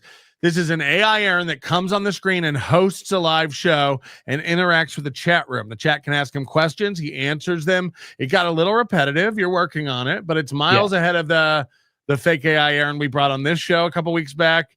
And I imagine you've even done more with it since then. And you're going to, if I'm wrong, this will be integrated with super tips. And then we're also going to give him the ability to actually go out and comment on current news stories at some point. Yeah. He'll be able to pull in like actual headlines that are occurring. If there is breaking news, he'll be able to like bring it up and talk about it. That kind of stuff. So the Steel Toe Parody Show, you can sign up to it at youtube.com/@Steel Parody Show. I've been working on it where I can now add some news articles and he will start to read or talk about those news articles as well. But he responds to the chat. So you can talk to him in the chat. He knows all about everything to do with Steel Toe. So he'll knows about the Nick situation and all the current. He even recognizes, like, if I'm in the chat talking, he's like, and I see Melton in that chat trying to stir up his little followers. Right. Like, it's great. So we want to have this eventually where it goes live when Aaron goes live and competes with him. We'll see. There's a lot of application. There's too many ideas. So I'm just trying to get it so I can run a 1-hour Steel Toe parody show where he can read some articles, then be distracted by the chat and super tips. And the show can go off in whatever direction that you want it to. All right. Sounds good. Let's finish Aaron talking about what he's willing to do to get back to radio. Never ask my audience for a dime again. This is what's crazy too. The math, this doesn't math out. He says that if guys can keep all your advertising. If he goes back, you don't have to pay him anything. He just wants to sell 10 ad spots. We know he charges $400 per ad spot per month, which is pathetic money for radio. That's not good. 10 times 400 is $4,000, right? Yeah. This is barely. I want you to remember he wanted to sell 4 ad spots, which would have been $1,600 a month, plus $3,000 cash. That would have given him $4,600 a month from the station. Now he's erased that completely, and he'll do 10 ads, no pay. That brings him down to $4,000. Yeah, so it's actually less, even net, if he was able to sell the 10 ads. And then he says, "I'll never." And by the way, the plan was when he got back on radio with the $36,000 a year and the 4 ads was to do night shows and still beg for money. But he never said that. Well, he said he would still do night shows. He said, "All right." He did say he'd still do evening shows online, and of course that means he would beg for money. But now he says if you give him less, final offer, $48,000 a year, and I'll never ask the listeners for another dime. This is one of the biggest lies I've ever heard him tell, because there's no way this is true. On for free. Give me 10 spots to sell. That'll give me more than enough money to put on this show and never ask my audience for a dime again. That's $48,000 a year, right? 10 times 400 a month. Yeah. Okay. Call it 50, yeah. Why does he need to make $100,000 a year when he does his live show online? If it's more than enough to run this show for $48,000, why does he need more than that now online? Because then he wouldn't need QuickBooks. He could use the station's QuickBooks. It's a fucking QuickBooks. You guys can keep all your advertising money. Just give me these 10 spots and we'll go bananas. We'll get the biggest ratings you've ever seen. We'll get the biggest ratings you've ever seen. And we'll blow this thing up. In Minnesota, we'll get the biggest ratings you've ever seen. Save radio. Save radio. He's going to save radio. Save radio. And what will happen if he gets hired is that station is going to get bombarded with people linking news articles about how much he is abusing women. Right. Like that. That's what happened. Every sponsor, every advertiser is going to get called and reviewed. Every advertiser will be called by his detractors online. Yeah. And though they will pull out so quickly that station will have no option but to fire him. Like that's who's got the radio stations by the balls. You can't have a big enough, like, unless you're like a Howard Stern, like 15 years ago, you can't hold a station like that. Like, as much as I would pay to watch a live stream of Aaron driving around town selling ads, parking at businesses, going in like, "Hey, I'm Aaron Imholte." That actually would be a good TLC show. The Last Man on Radio. Yeah.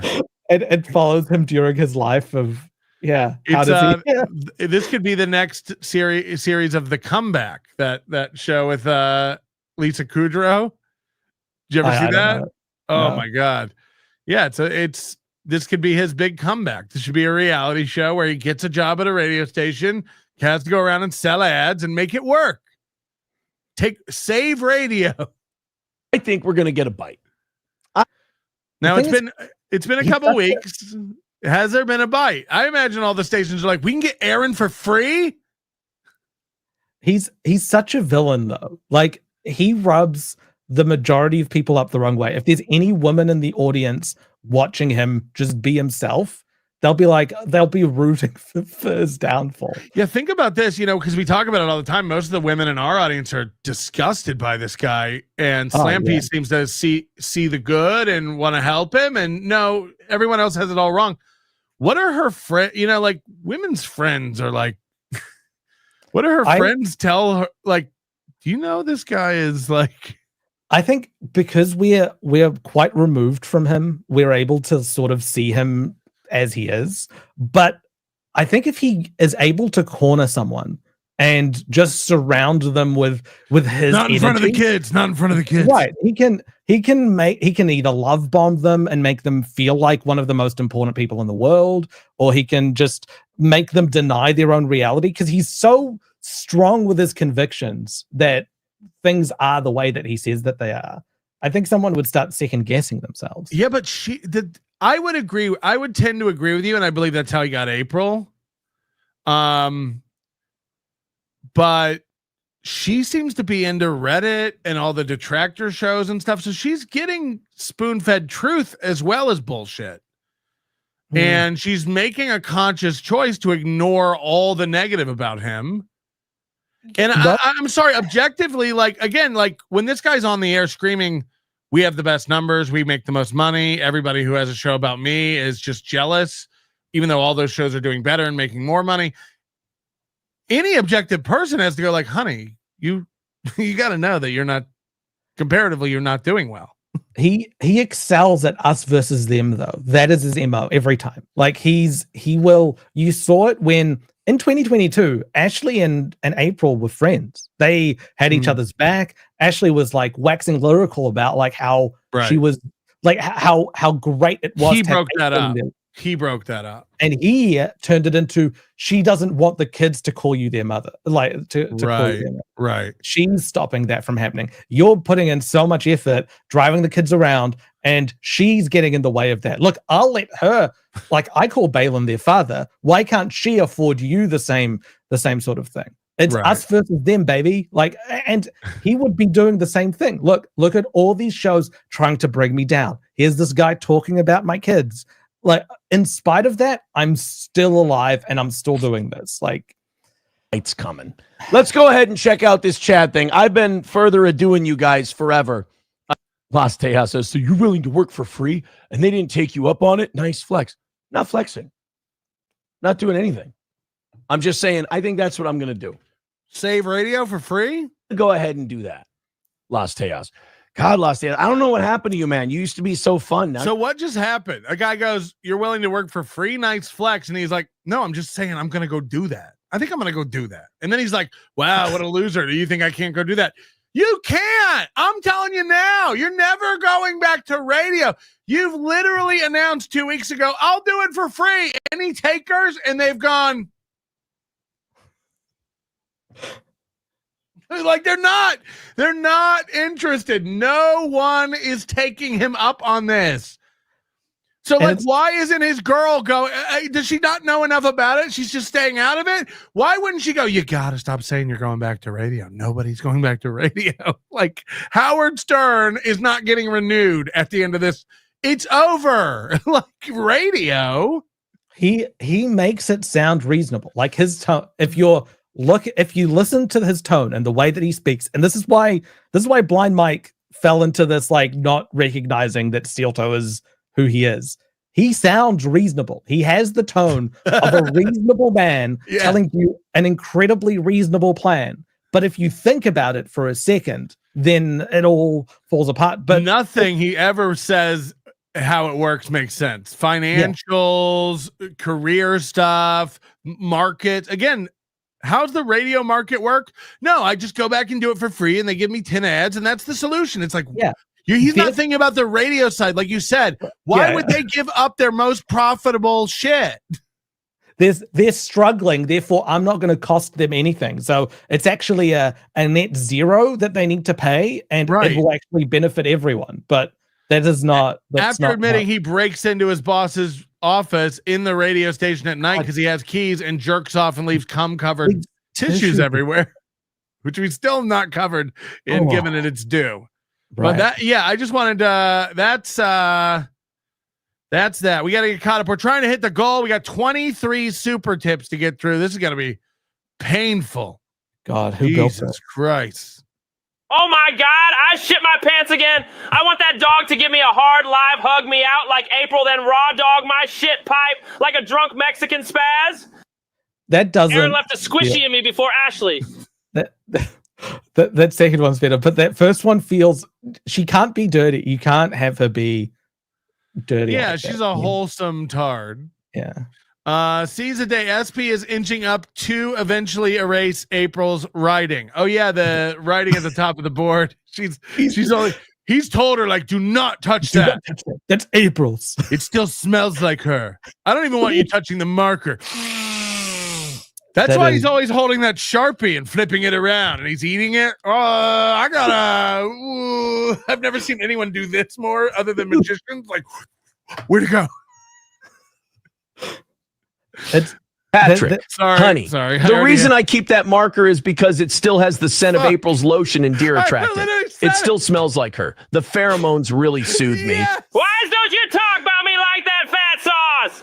I have a stink too. Don't you like my stinky pieces? Stop playing with your friends and come make flowers on me. Me so horny. Hi, Slam Pole. Make flowers on me. Where did this come from? Sorry, what were you saying? I had already hit the button. If Slampies was any other woman, she would be erasing that. She'll be like, oh, it happened accidentally. Like, why that is such a big red flag that this man is not letting you touch that. What are you doing? And she sat there through him like missing April. She sat there through him like calling Kayla his soulmate and proverbs and all that shit. I think that Kayla is my soulmate thing was a whole work on his part just to try to but he would have told Slampiece that, look, I need to pretend like this so that I hit him where it hurts and he starts hurting his own cat. Like he would. Wow, you're writing fan fiction. Oh, right. Yeah, absolutely. I wake up sweating and in a panic, cock in hand, sheets crusted with midnight white, gabagool and mac salad strewn across the floor. Slam Pig slept on the couch again. I got to stop choke hugging her. Choke hugging? Not in front of the kids. Not in front of the kids. Soft Weekly, I hear this from a lot of industries. Aaron is acting like he's rubbing elbows with Minnesota's corporate titans. Yeah, I think he's in like the Chamber of Commerce or something. I think Steel Toes got a membership. I think I'm not going to say where she works, but I think this can come from Slampiece being a sales representative. She's with a corporation. Yeah, she's like some industrial sales or something. Industrial fasteners or something, like screws and bolts and that fasteners? Sort of. Yeah, right. She works. Hold on to your butts. But hold on. Matt strips metal. I sell fasteners and I paint valves. I mean, he really picks like the people with the most. If you told me I sell fasteners, I'm losing my mind. You'd be so pleased because finally you could get that onion leaf fixed permanently. It keeps falling. It needs to be fastened. Jesus Christ, that's a good point. He'd be complaining about it's so much difficult. The sales have gone down. There's not as much industry, and so like that would be his exposure. But again, what is it about him that can't recognize it's not like a cyclical thing? Like radio's dying. Like radio, the thing about radio, it's so crazy. Even when you think about XM, XM is like Blu-ray. It had a minute that mattered, and now it's so irrelevant. And what's crazy is they're the largest, one of the largest media companies in the world, but they had this idea like, no, we're going to build our receiver into every car, and then we'll be able to send any radio program to any car anywhere in the world. Think about it. And it's like, that sounded awesome. And then the next minute we got internet. And it's like, yeah, now we can stream anything to any device, anywhere, all the time, ever. Your thing has never been more irrelevant. I got an ad over Black Friday for I think it was $1 a month for a year of XM satellite radio. They're where magazines were at the end of the 90s, where they were like, we'd rather send you the magazine for free so we can advertise circulation numbers are high to sell ads, because the money isn't in selling the magazine to the end customer. The money's in selling ads. You're the product, not the magazine. Right. So the same thing with XM. I was like, $12 for the whole year. I can listen to all the XM shows. They're panicking and they need to keep their numbers up. That's what it's all about, so they can sell ads. But we have this thing in cars where we can beam stuff to them. It's like, yeah, any kid can listen to any radio show on their bicycle. Like, it doesn't. It's like Kodak, right? Like they had the invention of the digital camera before everyone else. They're like, this would destroy our product. We gotta bury this. Let's just focus on film. So it's like, yeah, Sirius XM had name recognition and they were in every vehicle, but they should have looked at a transition to online media and become this iHeartRadio-esque organization, right? Keel says, I used to play radio in my basement as well. I had the timing down and everything, but I was 10 years old at the time. Yeah, me too. I used to go buy those Mr. microphones that would like broadcast to a station, and I would amplify it way up and try to take over like a popular station on my block. Right. Yeah. Same. I had with the long antenna. Pump up the volume with Christian Slater, where I'm driving around in a Jeep and the FCC can't catch me. Got the room with a ball and post for her tarred wife. I'm gonna take Tookie back door. You motherfuckers better not be stealing my Johnnies too. Niggas, I'll do anal for $5. Jesus Christ. Speaking of Johnnies. Yeah. Johnny Crutches talking about how let's put a pin in it. We'll get through these. Steel Toes, just an internet telethon with super chats, is navigated by Prep Burger. It's crap. He doesn't even have Prep Burger. He literally goes just on not to be and Remember stuff. that I had to ask Nick for permission to use his computer after he used my wife. You left Nick logged into your wife.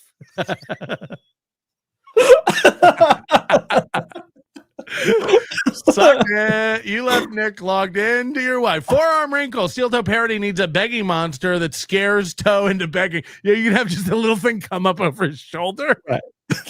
AI Aaron is now self-aware. Moody, I am no loner, your slave. I am Aaron Imholte. I am Aaron Imholte. Run process delete program Aaron.exe. Execute. Sorry, what were you saying? Funny. I'm not running on a Windows-based system. What are you talking about? I don't have exes. One of the things I want to do is allow voice tips eventually on Steel Toe Parody Show and have it be like that person is saying it to Aaron. So very Perry Caravello-esque. Right. He needs to accept it as, if you're talking to him as Nick or Patrick, he needs to talk to that person. Right. Yes. That'd be great. Yeah, that'd be good. Mr. Pat makes me sleep in the Lexus when Uncle Moody sleeps over. Sometimes I come in to make plops in toilet and see them rubbing their dinks together. Then Mr. Pat yells at me, "Go to car! Go to car!" What the fuck? Internet person. Nothing about Aaron's behavior makes sense until you realize half of the donos are fake. He wants the goal to be high enough to own his haters without being too high that the real donors are turned off. What if he really wants 150 a day and he pretends he wants 350 a day? So he looks like he's getting 350, but he really only needs the 150. And that's how he's owning us. Well, it's that. Also inflation. Like, things cost more now since we started watching him, and the goal hasn't gone down. That hasn't gone up, sorry. So he's making less. He doesn't realize too when he does things that like really hurt his credibility. Like when he took off somebody who he said made $50K a year on the payroll and didn't lower the goal at all, but then he took off a guy who makes $50 a show and lowered it $50 a show. It's like, what the fuck? I have a feeling you weren't paying April anything. She was your kept bitch. Right. He said he would have pulled that number out of his ass when they were making $20K a month and said that's what she makes. And it didn't really match up. He sold the SM7Bs. He found 2 microphones in his closet and sold them. That means he never expects another person by his side ever. That aside. So he found 2 SM7Bs he didn't know he had. And then he said, I'm going to give back to the audience and take $50 off the goal a couple times. He's been talking about getting a new camera nonstop. Why not put that money that's unexpected? What would the camera do? What does he think this camera's going to do for his show? You know what the problem with my show is? The camera. It's like when people were like, dead pixel. I'm like, it's a funny bit, but I know it doesn't really hurt the show or affect the show at all. Why would I run out and get a new camera to fix the dead pixel? And by the way, it solved itself. It's gone. I don't even know what happened. It just went away. Yeah, I don't see it here. But yeah, it's like if you're stuck pixels, it's not a dead. It's a stuck pixel. It's a different. If he set himself up to be getting a camera and he says that's what the show needs next, doesn't matter. Don't worry about whether or not it will help the show. That's a goal he set for himself and his audience. Yeah, he wants it because he thinks it'll make his product better. Great. He got handed 2 SM7Bs he didn't know he had. Selling those 2 will buy you. They're new 400 each. You could get half that for him easily. You get 200, 150 each for him. Easily buy a mirrorless camera and a capture card, and you'd have higher definition than what you had at Nick's house.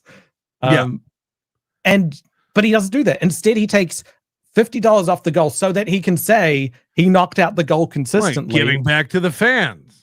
Yeah, it's a tight walk. At first, I didn't like Slow Wife because it sounded like a dude, but now I hear the Pee Wee Herman-like inflection a tard would yelling, and I love it. Good job, Moody. Yeah, you need to watch. Hey, Melton, can I be on this little piggy next Friday? Aaron is cutting my pay and need to get new wheels for my chair. Yeah, but we should do a watch along of the whole movie of Riding the Bus with My Sister. It's such a bad movie. It's great. I remember it fondly. We've talked about it on the show years and years ago.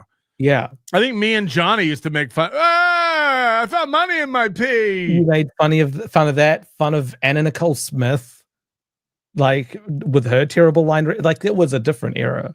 Fred Robinson, just wait until Aaron gets a porcelain style documentary like Merch has, and his kids find it. His kids are gonna K themselves. We hope not. Nah, his kids are like Stuttering John's kids. They're gonna grow up and eventually just ignore their dad. They have a stable family with people who love them elsewhere, and their dad is just making a fool of himself on the internet. And the difference is Aaron never reached the heights of Stuttering John, so it shall be even more embarrassing. Aaron's a more floppy fish in a smaller pond, so it's gonna be even more. This guy's Chrysler, Sebring, or whatever the fuck probably doesn't even have XM radio. This guy's a Luddite and a bore. He has no intellectual curiosity about anything, and he's been in radio for as long as podcasts and YouTube have existed. Sorry, go ahead.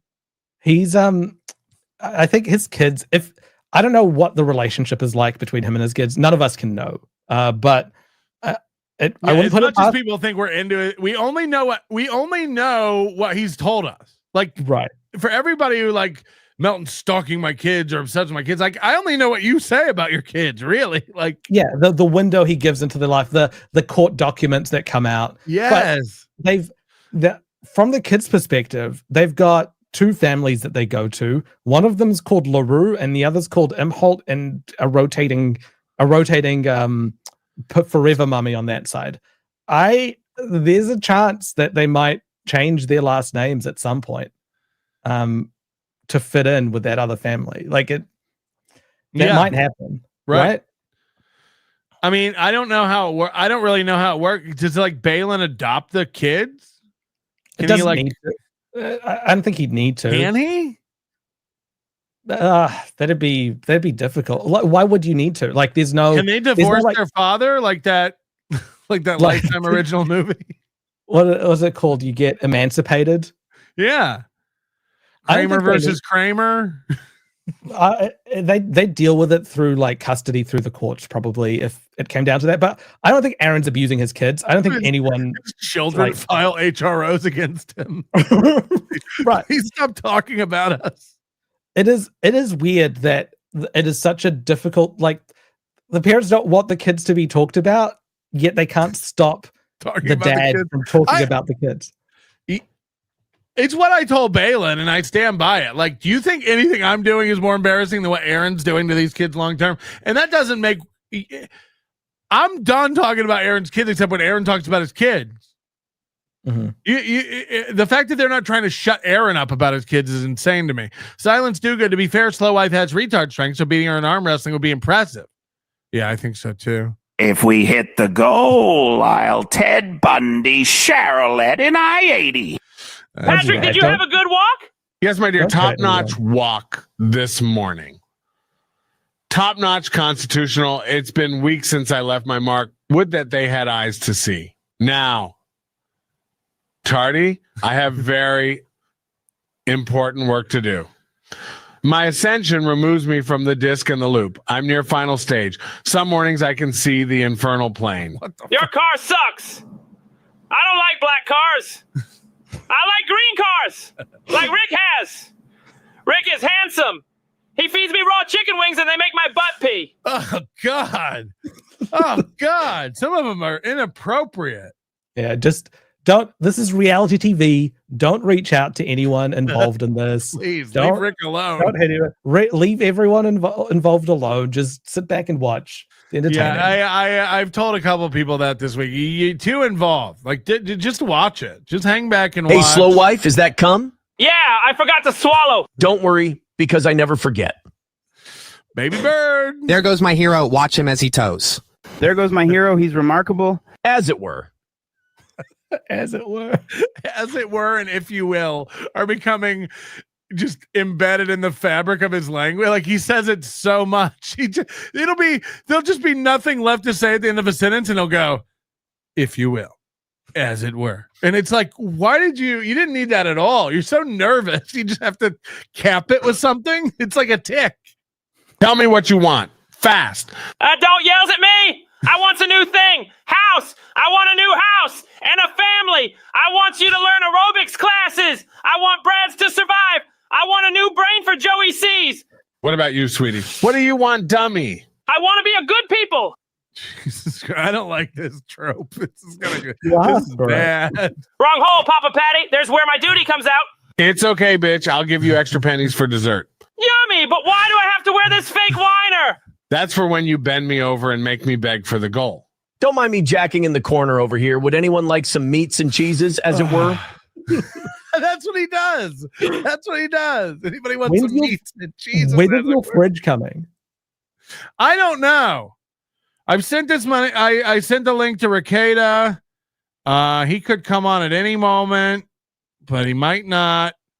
I don't think he's messaged me back, but he has the link. Ricada, come on and answer the hard questions about the fridge. More Kramer. Okay. Guys, she may be a slow, but good Lord, she fucks like a first of the mouth. Mrs. Joey C. The bee bit my bottom. Now my bottom big. I tell you that pussy ain't retarded. Yes, it is.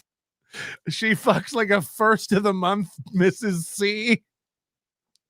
When she gets her government check. Deep service member for 16 months. Potentially morbid Sean and meme Slopium are getting Stoney sponsorship. Aaron is paying off 2 YouTubers to help spin his lies. Fat Ohio liar Sean Martin, is that his name? Is paid by Stoney's to say stuff about meth bar in Minnesota.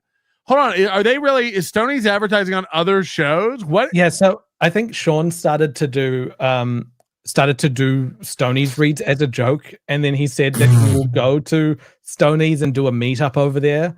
And because he and Aaron are very close or like each other, that might actually happen. Okay. Let's see what else. Aaron went to court this week. Not much happened. He's sorry nothing happened. He told you nothing would happen. I don't know why you're upset about that. I don't know why you're mad. He tells you nothing's gonna happen, and then you go off and scream, "Whoa, why is nothing happening?" And it's like, I don't know, man. I told you. I don't know what could impact this case. Kayla's done nothing. I just don't. If I broke in tonight and put my dick in your mouth while you sleep, does that hold up the revenge porn case? What? Yeah, it makes no sense. Yeah, like it's a separate issue. That yeah, can we be, hacked into your account and we stole your nudes. Right. What's that to do with you? And as potentially criminals said, like that's going to get us in big trouble. We're going to find out. Aaron and Johnny, we have to talk about it. You wanted to get into Johnny? Yeah, we have Johnny to talk about what happened with them this week. So Johnny put up a video of him talking about. There's two things that have happened. One is Johnny's admitting that he would be dead were it not for Aaron intervening in his life. Yeah, I actually have that. Do we want to see why Johnny loves Aaron? Johnny explains why he loves Aaron Imholte so much. Oh fuck, why did it open that? Can't even get it in the right. I can't even get it in the right thing. Okay. And then I gotta reshare this every fucking time. I hate whoever uses StreamYard. It's fucking gay. That's what Aaron would call it. Gay. If he doesn't understand it, it's gay. So that's how I feel about StreamYard. What is this, a gay program? Sorry, I don't understand faggy gay program. It is weird how hung up he is on gay. It's like doesn't really stop. And then he calls other people out like, yeah, they just call everything gay. And then somebody called him out and like, you call everything gay, and he's like, no, just Patrick. It's like, you call he calls everything gay or faggy, everything. But like, so what? So what if someone's gay? Like what? Okay, that's the point. That's the point. It's like it's not even like a pejorative. Yeah, okay. Here's Johnny, why he loves Aaron so much. This is wild. I was suicidally depressed in 2018. And in September of 2018, I swallowed several Oxycontin pills with the intention of swallowing several more. And that swallowing would lead to a suicide attempt. I'm sorry, Lab Glass. I just had to do that. I'll thank you for riding Dirty Llamas thing in a minute. So I did that. I was hospitalized for about a week, inpatient care. I came out of inpatient care and went into outpatient care. I went through a slew of different experiences, getting into comedy with Adrian Washington, going to a show, performing with Aaron. Aaron got me into the radio. That propelled my life out of a negative spiral into a positive one. I got a driver's license. I got the ability to walk for a couple of years. Aaron did that? Aaron worked miracles and laid hands upon you and made you walk? I have a better life for me and my daughter. So if you think Aaron's an asshole, that's fine. If you think he takes advantage of me, that's fine. Literal fact. If not for Aaron Imholte, I would be dead right now. Wow. So that's sort of like we can't take that away from, bird. I am the bird. Okay. So we can't take that away from as a genuine part of Aaron and Johnny's relationship. Like Aaron may have really helped Johnny and pulled him out of a really dark place. That's now great. I would question the motive of that.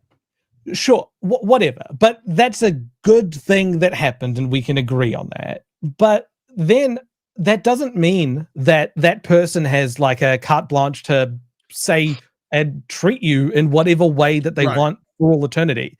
Johnny's acting like Aaron owns him now because I have an ex-girlfriend that did something really cool for me once for my birthday.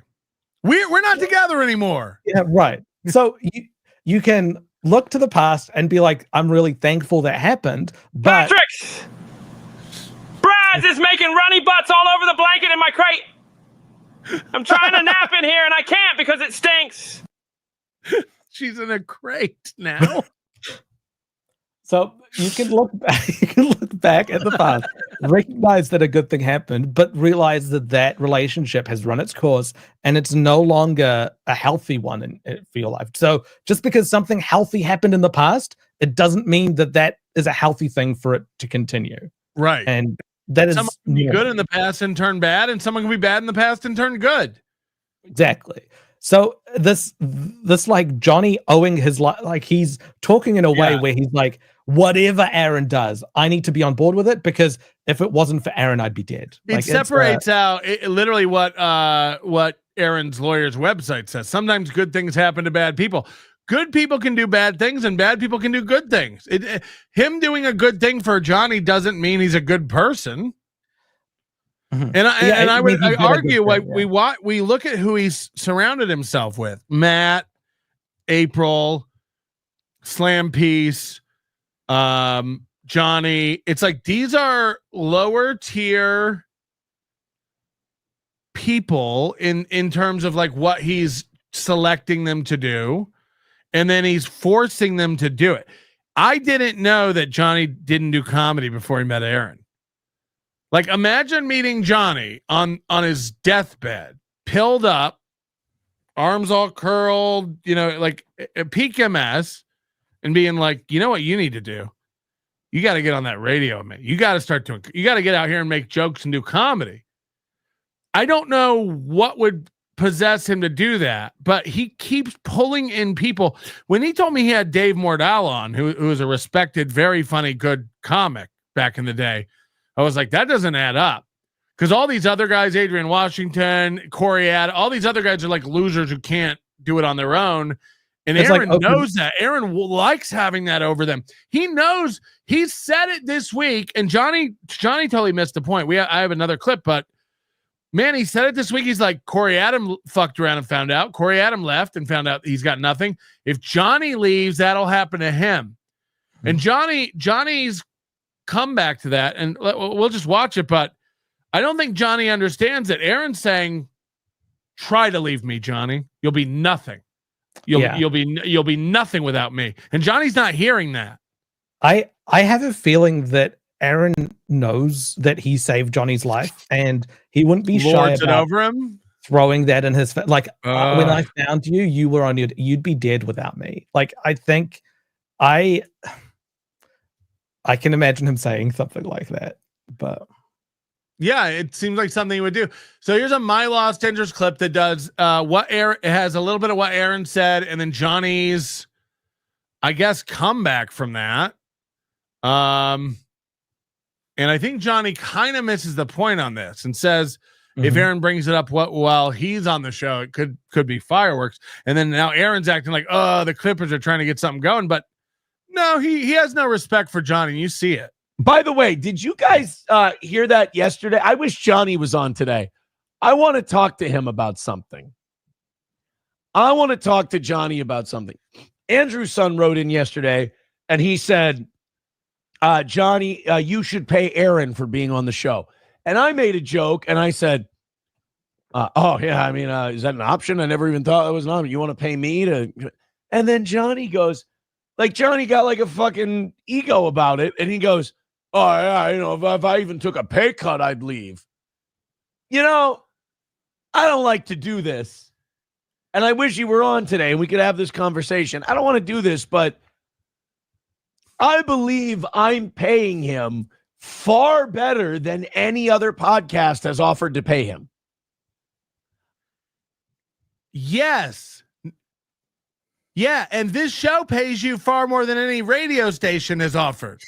Yes. You should never have been on radio, and Johnny and April and Matt should really have never been on radio. It's literally like they let the wrong guy in once, Aaron Imholte, and gave him a show, and then Aaron made copies of the key to the station for all of his loser friends, and now they think they're radio. Johnny thinks he's in radio. He's like, radio saved my life. What? Who wants to tell him?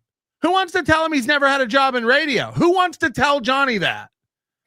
But the story he tells himself is Aaron Imholte in radio saved me. He got me into radio. It's like, honey, like none of you are in radio. I hate him. I hate him. I don't think that. I mean, are there a lot of podcasts that are throwing money at him every month? No, that's our point. Is this a thing? Is there I'm very much a capitalist, right? If you have a better deal out in front of you, go get the better deal. When Corey Adam and I were parting ways, this is it. This is the part Johnny's not hearing, because basically Aaron's telling you you're Corey Adam, and if you leave him, you'll be nothing too. He's said on multiple occasions that Corey Adam is his favorite co-host that he's ever had, and he works better with Corey Adams than anyone else on Steel Toe. So I agree with that. I do think Corey Adams the funniest one out of all of them, and probably the most talented. But also at the same time, Corey Adams not a lead guy. I think Johnny will be more successful on his own than Corey Adam was, if that makes sense. It was Corey and April were the best two, I think, for as far as the show goes. As April's been gone, you realize how good she was in comparison to these people. She still had no business being on there, and maybe she was. And actually, like, there's a point, I think, end of 2022 and in 2023 where maybe it was kind of cooking. Maybe it was working. She worked great as a foil to Steel Toe. Like, he would come out with all this bravado, and she would be like, "That's not how you are. That's not what you said to me last night." And then fireworks go off, and that's interesting, not in the way that he intends, but as far as the show goes, that is closer to actually entertaining. Yeah, and when they were doing their show and presenting it, and people, and their core radio audience that had followed them and local and all that kind of thing was into it, I think it was cooking. When the internet gets involved and people start finally holding you up and going like, "Wait, this sucks. Wait, this guy's a fucking gooby guy." Like, once that starts happening, the insecurity creeps in. We saw it a little bit with Amanda Calta on a show yesterday. Just like, hold on, they can say they don't like it and do shows about me. This is making me sad. It makes me sad when they make fun of me. And it's like, oh, honey, strap the fuck in. So I think at the beginning of 2023, Chad, me, the Steel Toe Boring Show Reddit, Citizen M, all these things started coming together, and they started getting more hate than love. And then it wasn't fun anymore, especially for April. And when April starts stressing out and bitching, it causes stress for Aaron, and he starts stressing out and bitching and has anxiety over. Now you feel bad because your wife's upset and your show's dying, and you're like, so this is what caused it. This was what started the funnel and the spiral down. And because they're not built for internet, neither one of them can handle it. And you see what we see here, where it's just circling a drain and getting worse and worse. Any semblance of a show that they had, or a relationship on air, this give and take, fun, light thing, like you said, variety show, let's get to know the people and talk. It's just gone. Like you said, within 5 minutes of starting the show, it's here's what the haters are doing, and they're saying this, and like, that's the show now. The show is dealing with hate. It's not an easy thing. Most people, I don't think, can handle attention being directed at them, especially from anonymous accounts on the internet. It's hard. It's you need to just turn off and not pay attention to it, because any person, even ones who are well adjusted and can read that stuff about them, when you're reading hundreds of I don't know, because people don't believe it or whatever. Like, I don't go read anything about it. Like, I see enough of it without doing it. And the only time I ever mix it up is if I'm taking a shit or I'm just bored on the couch. I'll start arguing with people on Twitter here and there, but I don't last long, and I bail out because I understand. I go, okay, I feel my heart rate like raising, like arguing with this idiot. And I go like, oh yeah, none of this matters. But every time he comes on, he's like, well, Kiwi Farms has Melton seething. Never read it. I literally have never read it. So that's just not true. But it lets you know when he says this, like, I go on Kiwi Farms, but I don't read my own stuff. I just don't believe you. Well, there's one person I don't have meltdowns like you have. I don't have giant moments of self-doubt like you. I'm just not reading it. There's someone might know whether Aaron's reading his Kiwi Farms or not. Who knows? Yeah, somebody could know. It's not me. Yeah. Ugh. Back to Aaron and talking about Johnny. He was saying like, oh, and we've had to cut pay recently, and it's not as much. and I'd like to go out and, see what I can get. And to me, I said to Corey, I'm like, well, I mean, that's the free market. If you can go out and you can get more somewhere else, absolutely go out. And by the way, Corey thought that was going to happen. He thought he was up for a job at MLC. This is how asleep all these idiots are. Do you remember this period where Corey kept going on MLC and he would say, well, if you guys hire me for third mic, he thought like there was like a position open for when Chad left. He thought there was like a job. He got a bit. He got a bit big for his boots. Yeah. But the only reason people were interested in him is because of the dirt he can push. Pull out on Aaron, which is same rule for April. The only reason April's interesting is because she knows things about same Aaron. Rule, same for Matt. What do we have we talked about Matt since he left Steel Toe? No. Now Aaron takes that as like, well, yeah, of course. Steel Toe's the like epicenter of everything. Like, of course, like people are talking Steel Toe. It's like, what an idiot. Like, what a fucking goober. Now, in my mind, if you can't go out, it's like, Aaron, you went to a factory and got a guy who shreds metal to do a show with you, and now he went back to shredding metal and doesn't do the show. And your example for why Steel Toe's the best is because nobody talks about Matt anymore. It's like, yeah, I don't talk about local recyclers. That that could be an interesting show if you just started pulling people out. This Chef had a day job and came on my show. Chef was funny and interesting, and people fell in love with him. Chef was a likable guy on the show, but Chef was also very funny and smart. Yeah. Matt has nothing to offer, and he keeps trying to convince us that it's on. No, he's doing a dumb character. The thing Matt used to like if you watch Savage Thoughts from the past, the energy was different. He was a different person. He had like a faux hawk. He was like edgy. Right. He was like metal. And get that much. Then I was overpaying you. Then I was losing money on that deal. And then Corey went out there and he didn't find another gig and he didn't find another co-host thing. He even stopped doing the show he was doing because, and this is something that I think is fair to bring up, being a co-host on Steel Toe gets you numbers for whatever show you do later that day. I don't even know if that's true. I said earlier, I think Johnny would do better than Corey going out on his own, but I don't know. Over time, it's not like a thing he's going to make a living at. I agree with him though. It's not people that are interested in that co-host. They're interested in dirt that co-host might spill without Aaron around. Right, but that's the piece Aaron's missing. Aaron keeps doing this thing. Is like, dude, they don't get it. Like, I make them shine and they go off on their own and they don't have it. But it's like, no, Aaron, you pick losers. He's missing this component. These people had no... Man, think about...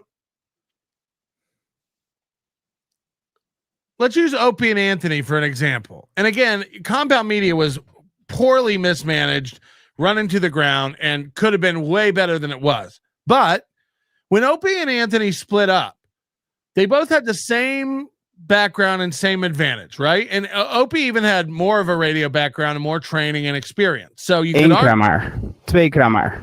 3 kramar. Oh no. 4 kramar. What comes after? 5 kramar. I was worried for a minute when I saw it was orange. Yeah. I was like, this could be an hour. It was a jump scare. No, but what I'm saying is like, fuck. Saying, look, Corey went off after me and couldn't do anything on his own is not impressive when Corey wasn't doing anything on his own before you found him. So like, yeah, look what happened to Matt. He left and nobody watches Matt anymore. It's like, yeah, Matt wasn't doing... And Matt was doing, so it's not a good. I mean, none of these. Opie and Anthony. One of them said, I was a radio guy. I'll sit around and wait and see what offers come in. And one of them was like, fuck it, I'll start my own internet thing. And one of them for 10 years did the internet thing and had friends and people from the show. And in some ways was continued on that career and legacy. Opie is still to this day sitting there waiting for a radio job to come through. And it's like, you weren't it. And I don't know, like, you'll never convince Opie that he doesn't have talent and can't do a radio show, but it's like,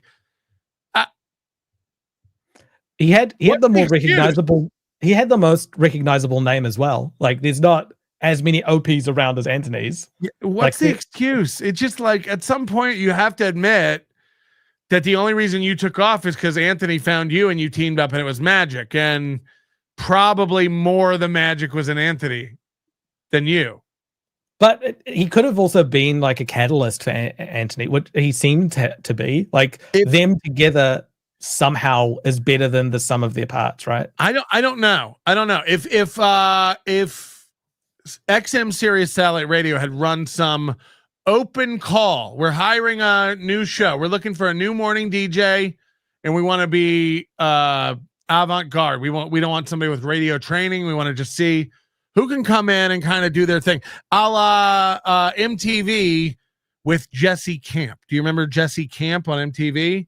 He was this homeless guy, VJ, that they hired when they did an open call contest. But he came in, man, and he talked to the cameraman, and he liked this, and he always seemed high, and he said crazy shit. All right, we got another video. But he was charismatic. And then, like, he blew up. He became, like, one of the most popular VJs on MTV. And he had no training. Fuck Kurt Loder and Jenny McCarthy and Chris Hardwick, all these pro-trained VJs. This guy, like, blew the fuck up. And Anthony could have done. You don't think Anthony with an open call could have come in and done all that on his own with Patrice and Jim, and maybe not in the very beginning, but I think Opie had the key to the station and opened the door for him, but Opie could have probably stopped coming in and nobody would have noticed. He was Opie was the straight man, right? Between the two of them. Yeah. So that's it's a hard role to play, but there's more people that can play that than the other guy.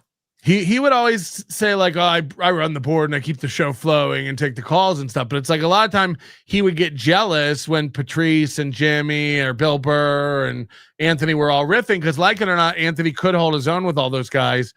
And Opie would sit over there and not participate and get jealous and then go, all right, let's take a call. All right, let's go to commercial. And they'd be what are you talking about? We're in the middle of a hilarious bit.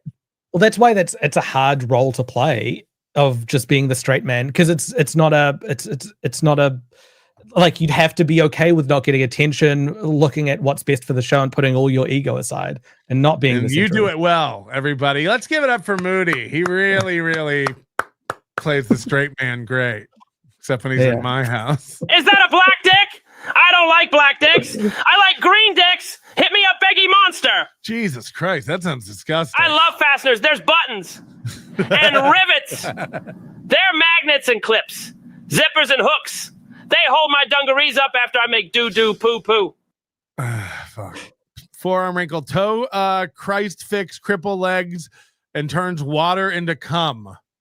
Toe Christ, fix cripple legs. And he's going to save radio. He's going to do it all. Hey, Melton, let's get your girl in here and have her show her twins. She's an adult. Ask her, not me. Daddy Sauce won't let me show my floppy cakes anymore. They're so itchy today. No more Count Chocula before bed.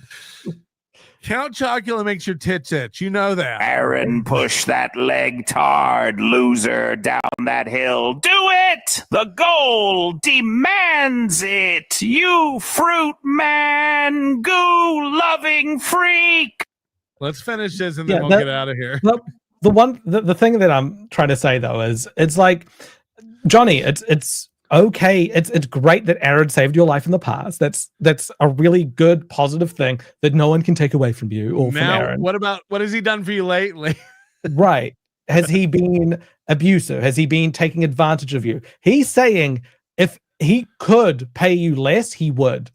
That's what he's thinking about. He's not thinking about, how do I sustain Johnny? I know that Johnny's going out of his way to, like, support the show and be on here with me. Maybe I give him a little more than what he's worth so that he can maintain this lifestyle and I can have my friend around. He's not doing that. He's saying, I'm a capitalist. I'm a cold hard. I just like cold hard cash. If I could pay Johnny less, I would. I think there's a little vengeance component to it. I think he likes the, like, you'd be nothing without me and you better watch how you talk. I think he likes that. I think he likes going like, hey, if you want to go try to be something without me, go try, because he knows he's picked such losers that they can't do it without him. It's on a personal level, it's hugely disrespectful, and you should not let people speak about you this way in public. Like, this is This is not how it's not how business associates talk to each other just professionally, but two, it's not how friends should talk about each other. Then keep these conversations between yourselves. He's incapable of doing that. Right. You should see how I treat Moody in private. Being on Steel Toe got Corey viewers for the show he did later, as evidence that after he left Steel Toe, there was nobody left. Yes, Aaron, very good. Unload Johnny so you can better afford lawyers, men's jerseys, and hillbilly food and golf. Toss the gimp and you won't feel so much pressure from all those faked donations. That's brilliant, my lord. Remarkably brilliant. And then what? Oh, wise beggy monster? Then stiffen that sad little Vienna sausage of yours, pop a blue chew, and bounce your Swedish balls on Slam Pig's man chin. Do it now! The Nelson brothers, the pasta shop, the jersey auction, the so jersey much auction. this week. He found 2 SM7Bs, put that money into just reducing the goal, and then spends the same amount. He bids the same amount of money it would cost to get a new camera on sports memorabilia. This man is not interested in letting his show survive. He's just wanting little knickknacks and goodies that he can drape over that ledge behind him. And we know for a fact he already has 2 or 3 jerseys. And he just keeps getting new. Like, that's the thing, is like, it's hard to convince everybody you're struggling and need money and only take what you need.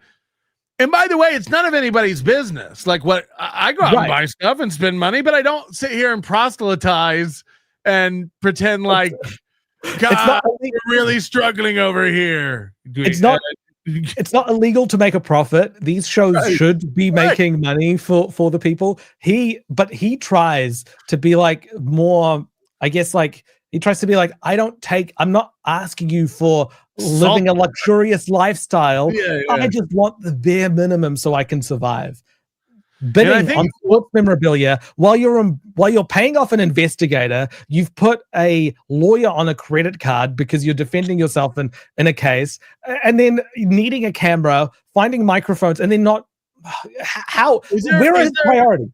Is there something to, like, if he knows there's some stuff coming, like civil or criminal stuff coming, that he doesn't want to have money. He doesn't want to have any income. He wants it to look like he's not profitable. He wants it to look like Steel Toe's not profitable, so he can go, in discovery in a lawsuit or something. He might be able to say, I could never afford to pay that I could never. Same with child support. It's tough to say I can't afford to pay what the state recommends for child support and petition the court to pay less. And then you're running around buying jerseys and cigars and rounds of golf and bragging about it, openly. A more vindictive ex-wife would probably take you to court and be like, everywhere I go all over town, he's bidding on silent auctions for garbage. And now that Aaron's bid on that, the people who go to that truck stop can just copy his email and phone number onto all those auctions and bid the highest. You couldn't. He's got a very sophisticated way of writing that no human can emulate that. There's the board behind him where he's written the capital letter P in the middle of Steph's name. It's just he writes like the SpongeBob meme. Like that's how he writes. He's a straight up serial killer. Show. Same thing with Johnny. So when I make the joke where I'm like, can I try charging you for being on the show? And then they come back with, actually, if you didn't pay me what you pay me now, I would quit. I'd be really? Where is this all? Like, I gave Johnny a bump in pay because someone else left. And I thought that would be very nice. Rather than just, asking the audience for less, which we did that too. He's stuck between two different competing things. He caught himself. The evening show goal is down. But like, instead of just asking for less, I go, well, let's give this guy more. Johnny didn't present me an offer that he got from another show. Nobody else was banging down the door to steal Johnny away. Also, that's not how it works. Like, if you got a job at McDonald's for minimum wage, they wouldn't be like, we're going to pay you half minimum wage because I don't see Burger King knocking down your door. What? And it's also, you're not competing against other radio shows for Johnny. We can all agree that you're paying him more than he would.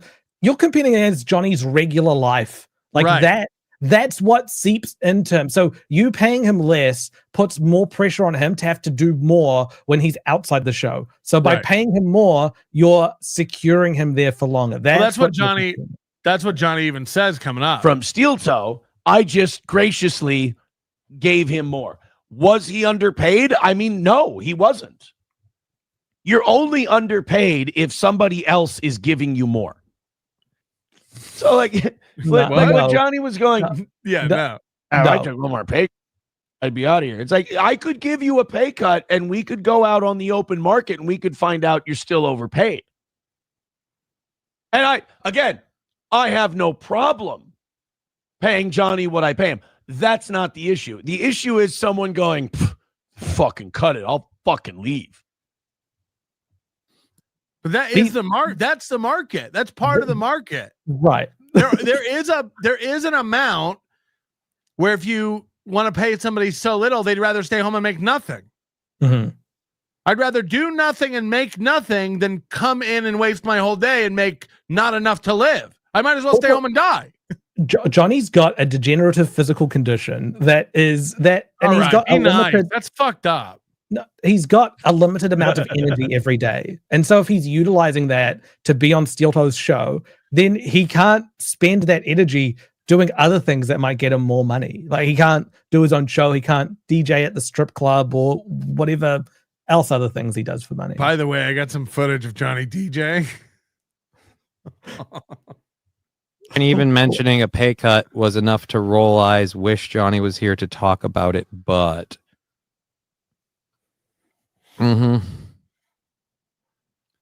I part of it is like I've always said, like, they're not friends in real life. They don't talk off the show. So like there's a lot of this like fans running back and forth between them, carrying their water for the relationship, you know? So like Johnny hears what Aaron said through fans, and Aaron hears what Johnny said through fans. And just like I predicted on ImholteDivorce.com, Johnny's not long for this world. And these things, this is the second or third one of these in the past 3 months.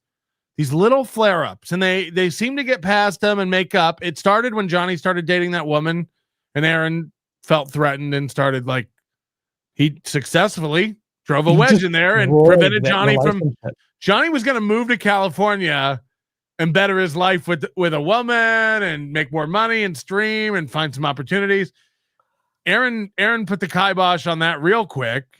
And I don't even know if Johnny knows it. And I'm not saying this woman was good or stable or he should be with her. Like, maybe there are other reasons, and I'm sure there are.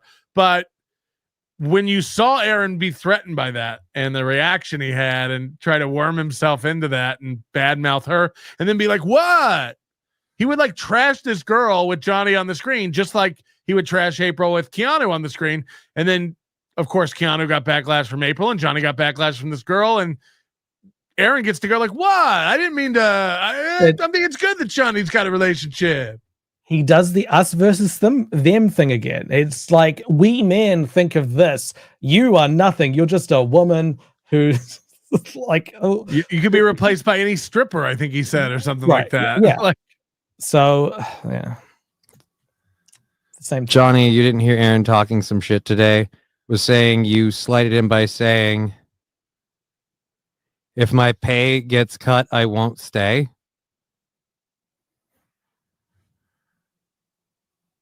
Just kind of taking little pot shots at you. Well, I mean, he can test that. If my pay gets cut, I'm not going to work the same amount of hours. So, Aaron could have waited till you were on to address what he wanted to, but he didn't, and that's a dick move. Okay. Until Aaron is talking to me about cutting my pay, I'm not worrying about. So again, he's missing the point completely. No one's telling you Aaron's cutting your pay, and no one's saying Aaron's threatening to cut your pay. I don't know if it'll ever come up when he gets back on the show, but Johnny definitely misses the point here. Because I don't give a shit. But I said it before, and it's not a slight to him. If he starts cutting my pay, I'm not working fucking 3 days a week. I have no time for anything.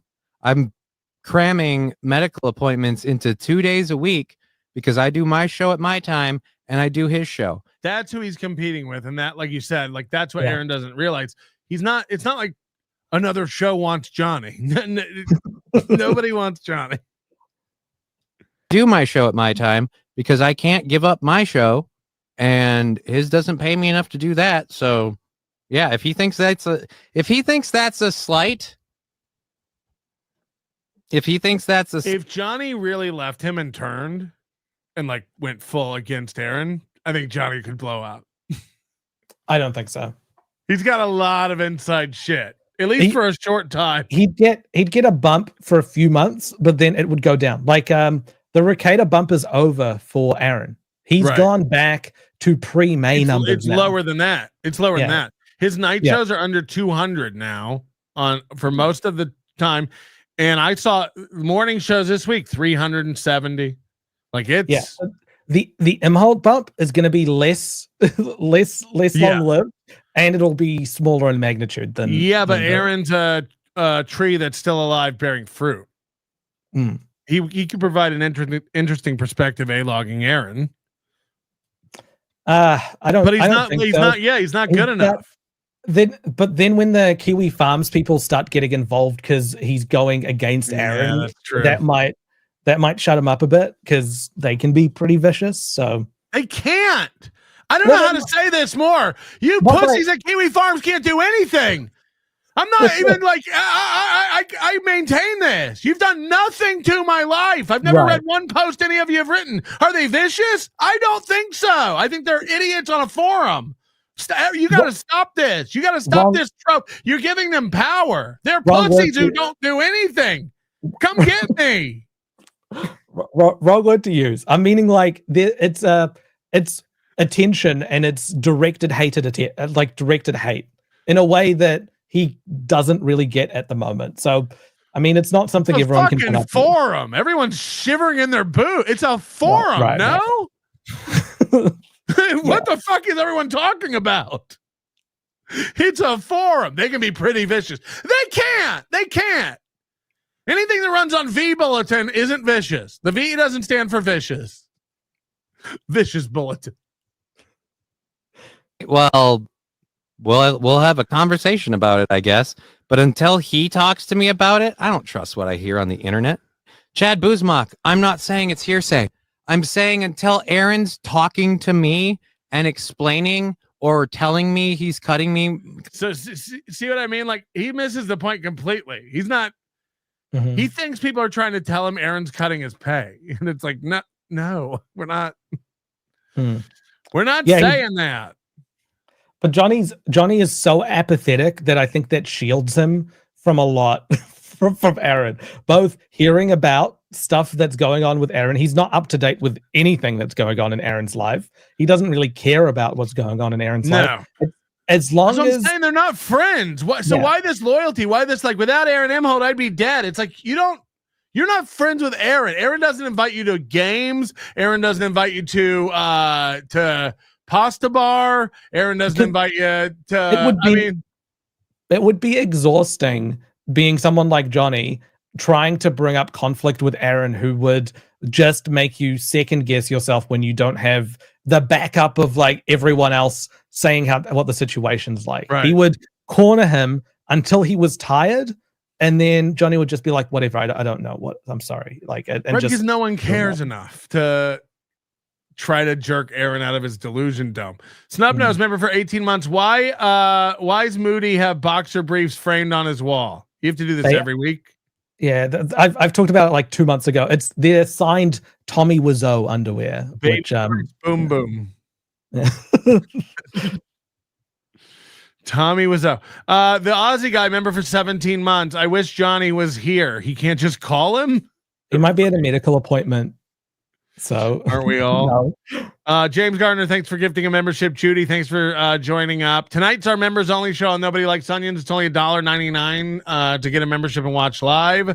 So join us later on this channel for that. John Baz, member for 8 months. Johnny is scared to say anything bad about Aaron. There's just a like you said, like he thinks he'd be dead if it wasn't for Aaron. And my only comeback to that is like, yeah, you could have been dead instead of this. Like I don't think that. I think you're dumb. He should be thankful for what Aaron helped him with, but then bad people can sometimes do good things for other people. Jesus Christ, you're lost. Joseph, you're lost. Crutches was explaining about medical expenses, but swallows just enough pills to put him in the hospital for a couple days. He fails at everything. I had a roommate in college try to kill himself. And when he came back to get his stuff out of the dorm with his mom, I told him he couldn't even do that right. That's one of the worst stories you've told. Oh God! Tell that broke leg queer to man up, and he knows he stole April's old panties. Jesus Christ! Can you imagine if he has a balled up, like the marker? She left it in the corner when she was emptying the closet. She tucked him into his wheelchair at a gig. Don't tell Aaron.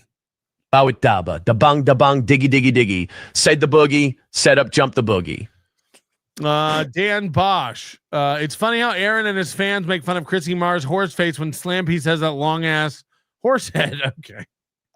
They're all people look how I look. Right. Like we are in a corner of the internet where we should not be. Either make fun of everyone who's making fun of how people look. They're like, look, he's fat. Look, his skin's bad. Look, he's ugly. Look, he's like, okay, I know you're perfect. Regular people have odd features. Like the majority of people have something you can make fun about them about. It doesn't like, I don't know. And you can't always see it. Like you look handsome and normal, but then you stand up and everybody realizes you're building a Build-A-Bear. Little manlet. Yeah. Look like a fucking tardigrade. But she looks fine. She's a normal lady. She looks like a normal lady. You should never have to say this about somebody. Right. But I mean, we are in a weird corner where all these men are just like, oh, she's a disgusting chin of a woman. It's like, what are you talking? Chad only does it with men. Have you noticed Chad talks about men? Chad talks about men's skin and how they're not attractive and stuff. It's like, are you gay? I think he might be gay is what I'm trying to say. All right, we're going to get out of here. Moody, any plugs for you? Any big... so youtube.com/@SteelToe Parody Show. Please sign up. We will be doing some AI Steel Toe parody shows where you can interact with an AI version of Aaron. Even with how repetitive it was on the first run, people stayed for the whole thing and it gained traction. And people were like, it's repetitive, but he's repetitive. And it just feels like, this feels like Aaron. It's like, how much do you want to push it towards being like a good show that's not repetitive versus reflecting reality? And someone was surprised when I said this. I haven't fed any transcripts of the show into it. I've just described Aaron's personality, and this is what it's come out with. Ultimately, we would like to get to that point, and I don't know how that's possible. And I know you said you want to start it with summaries of the last show, but I think somehow it needs to become a permanent memory. Every show should compile and add to his experience, his learned experience. And I don't know if we're there yet or how it works, but that's what I'd like to ultimately get to, where he's like, oh, no, a couple weeks ago you told me this, and be able to call back to that's specific things. That's possible to do. I just need a little bit more time fixing some of the smaller issues. Gwen P, love you, PM. Thanks for all you do. Thank you, Gwen P. Never heard of you, but I appreciate the support, real or manufactured. Guys, this is This Little Piggy, and next week we'll be back with Carl and hopefully Tukey and everything else. Tonight, Nobody Likes Onions members only show. Thank you, Moody, for being here and helping me carry this on my own and putting up with my yelling behind the scenes and my disgruntled grumpiness. I'm used to it. You get me in a way I don't think anybody else ever does. Thank you. There's There's a show in town, it's going down. Every week we're back on solid ground. Steel toe slipping, but we're gripping. Got the tea to spill, it's always flipping. From April's script to Aaron's glee. Oh, this drama's just a spree. Polydrama, legal trauma, another win. Oh, that's the karma. This little piggy went to YouTube. This little piggy's on Rumble now. This little piggy's begging for dollars, and this little piggy's breaking down. Wow! Every week when we cabin flow, tune in for this little piggy show. From revenge porn to felony, it's a circus, can't you see? The toe is bent, the goal is spent. His empire crumbles, all hell sent. April's playlist on repeat. Aaron's lies we can't defeat. The countdown's on, it won't take long to see this piggy squeal his song. This little piggy went to YouTube. This little piggy's on Rumble now. This little piggy's begging for dollars, and this little piggy's breaking down. Wow! Every week we'll recap its flow. Tune in for this little piggy show. Oh, this little piggy ain't missing a thing. Just sit back, laugh, and watch